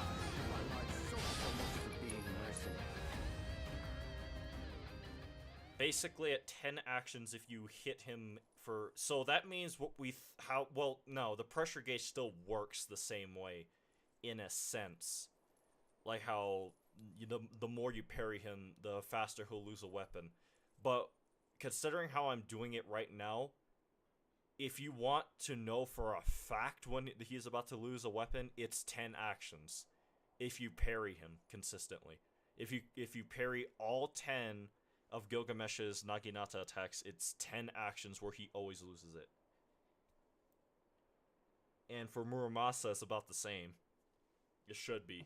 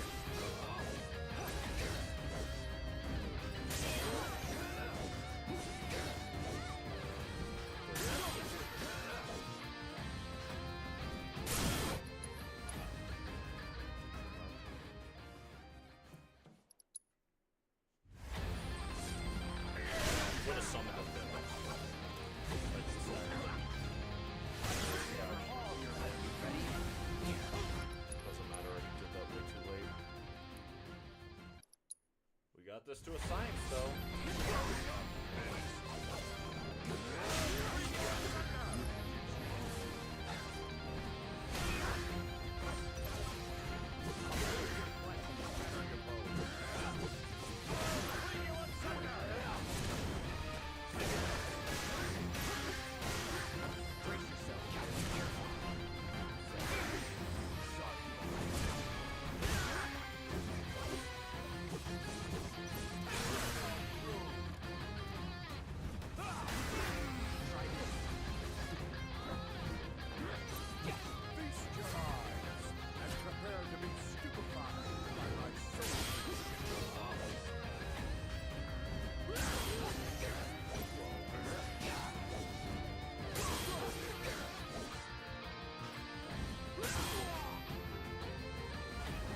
Consistent, and I know exactly what I'm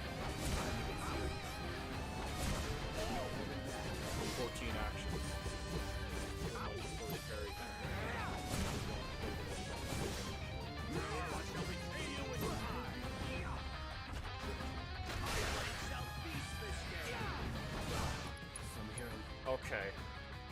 Okay.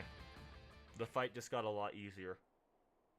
It's still hard, don't get me wrong, especially because I had to do a lot of math in my head.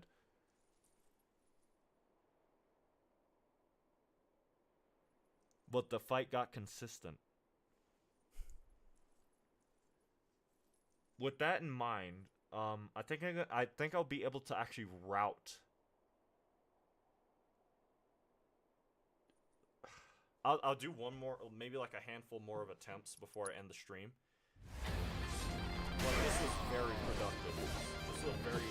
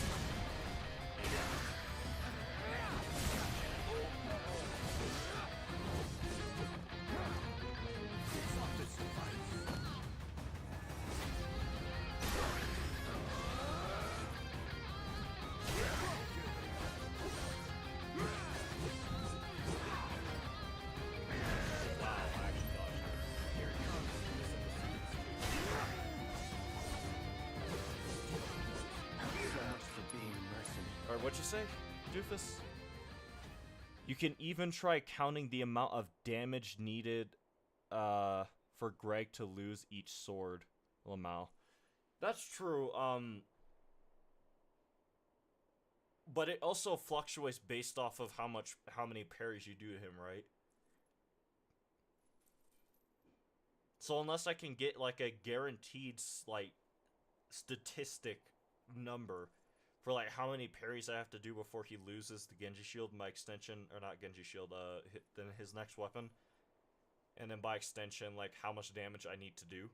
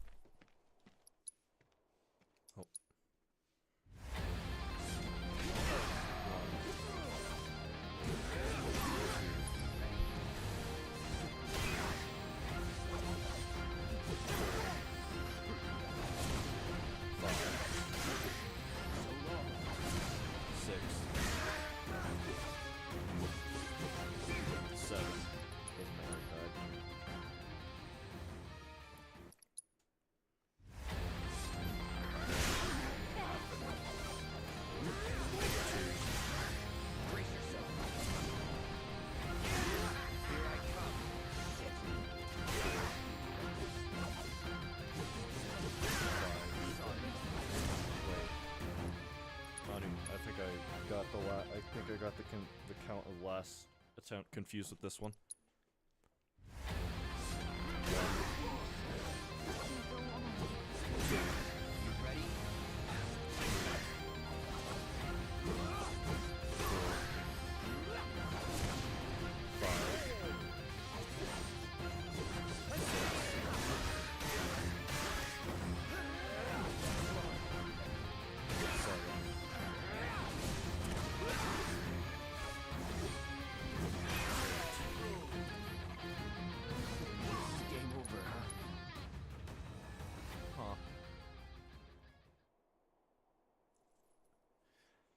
Okay, I'll tell you what, now that I have this information in my head, what I'm going to do is I'm going to end the stream. And, just marinate on it. Because, I think this is probably, even with the stuff that, mind you, and we're watching this in the future, or even if Phantasm himself is watching the stream in the future, I'm not downplaying your work at all. You're just going off what the files told you. But even with the stuff, Phantasm, like, got from, like, the entire, like, a file dump he did, basically, the game, where he got a lot of this information, I don't think even then we knew how, Gilgamesh's, like, when he summoned weapons work. I don't even think we knew then. But the fact that I got an exact turn order for when he summons the Genji shield, I mean, a large portion of this work was, sorry, something played on my phone for a second. A large portion of this work was definitely thanks to Doofus. Once again, Doofus, thank you for doing that testing for me and helping me figure this out fully.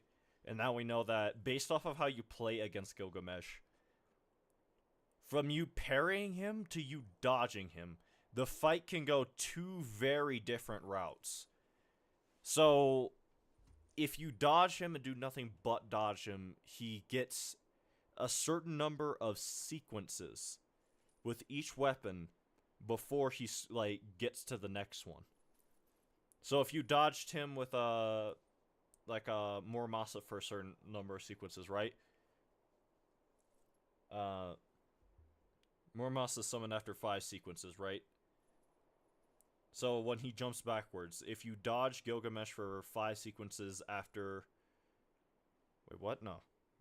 Yeah, if you dodge Gilgamesh after 5 sequences when he has Naginata, he summons Muramasa.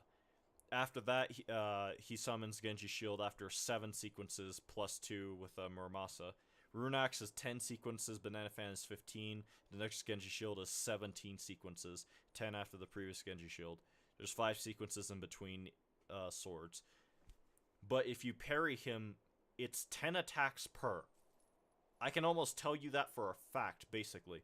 It's 10 attacks per, and if you make him lose a weapon before those 10 attacks are up or 10 turns are up, those like last turns that he would have had with whatever weapon he had before, they go to the next weapon. So if you got rid of Muramasa at like 15 turns, then Runax has 15 actions that you have to do before he loses that, right? Or no, before he summons the next weapon or the Genji Shield. And then if you got rid of Runax in 5 actions somehow, then Banana Fan would have 20 actions before he could try summoning the Genji Shield or Excalibur. And if you got rid of well, never mind. If the second you get rid of Banana Fan, it instantly summons what's it called? Excalibur. Meaning, once I get to the Banana Fan, I do not want to stagger him. Strangely enough, I want to actually, Oh, you know what, Doofus? Oh, I don't have to stagger him, do I? I just need to do enough damage in those however many turns I have left over from the other weapons. I need to do enough damage to get him down to half health without making him lose the Banana Fan. And given how the Banana Fan works, that's actually more than possible. Because half the time you spend more time chasing after Gilgamesh than you do parrying him. And by extension, that makes it to where I have to deal more damage to him before he loses the next Genji, not Genji weapon. Well, I guess they can be called that. So that way, I can do what I used to do with the Runax before, get him to that halfway damage threshold, and also put him in a position where he's about to lose the Banana Fan. And then at the start of phase 2, I can do my signature move, uppercut him basically, and make him lose Banana Fan instantly. Staggering him. Basically for the rest of the fight. Oh, this might be doable. And if that's the case, now that I think back on it, Rune Blade might not be as impossible as I thought. Because now this is not so much of a matter of damage. Well, in a way, it still is. Damage is still very important. But it's also, like, turn order. Understanding Gilgamesh's turn order... Jesus Christ, I am in the upper echelons of this game's challenge running community. Because this is advanced stuff. Now I can truly say I know this boss down to the atom. Down to the atom, I have an understanding of this boss. No small, in no small part thanks to you, man, but still, I comprehend. And because I comprehend, I'm going to marinate on this a lot more. And probably while I'm thinking about it, I'm not sure if I'll stream tomorrow. I actually don't think I can. I think I have something to do tomorrow. I don't remember. But, whenever I do stream again, I might do what I did, the stream, have an open VC. If any of you want to join while I'm doing these, crazy antics, you can. Maybe be there while, for all we know, the next time I stream this, if you do join the VC, you can be there live while I'm beating this goober.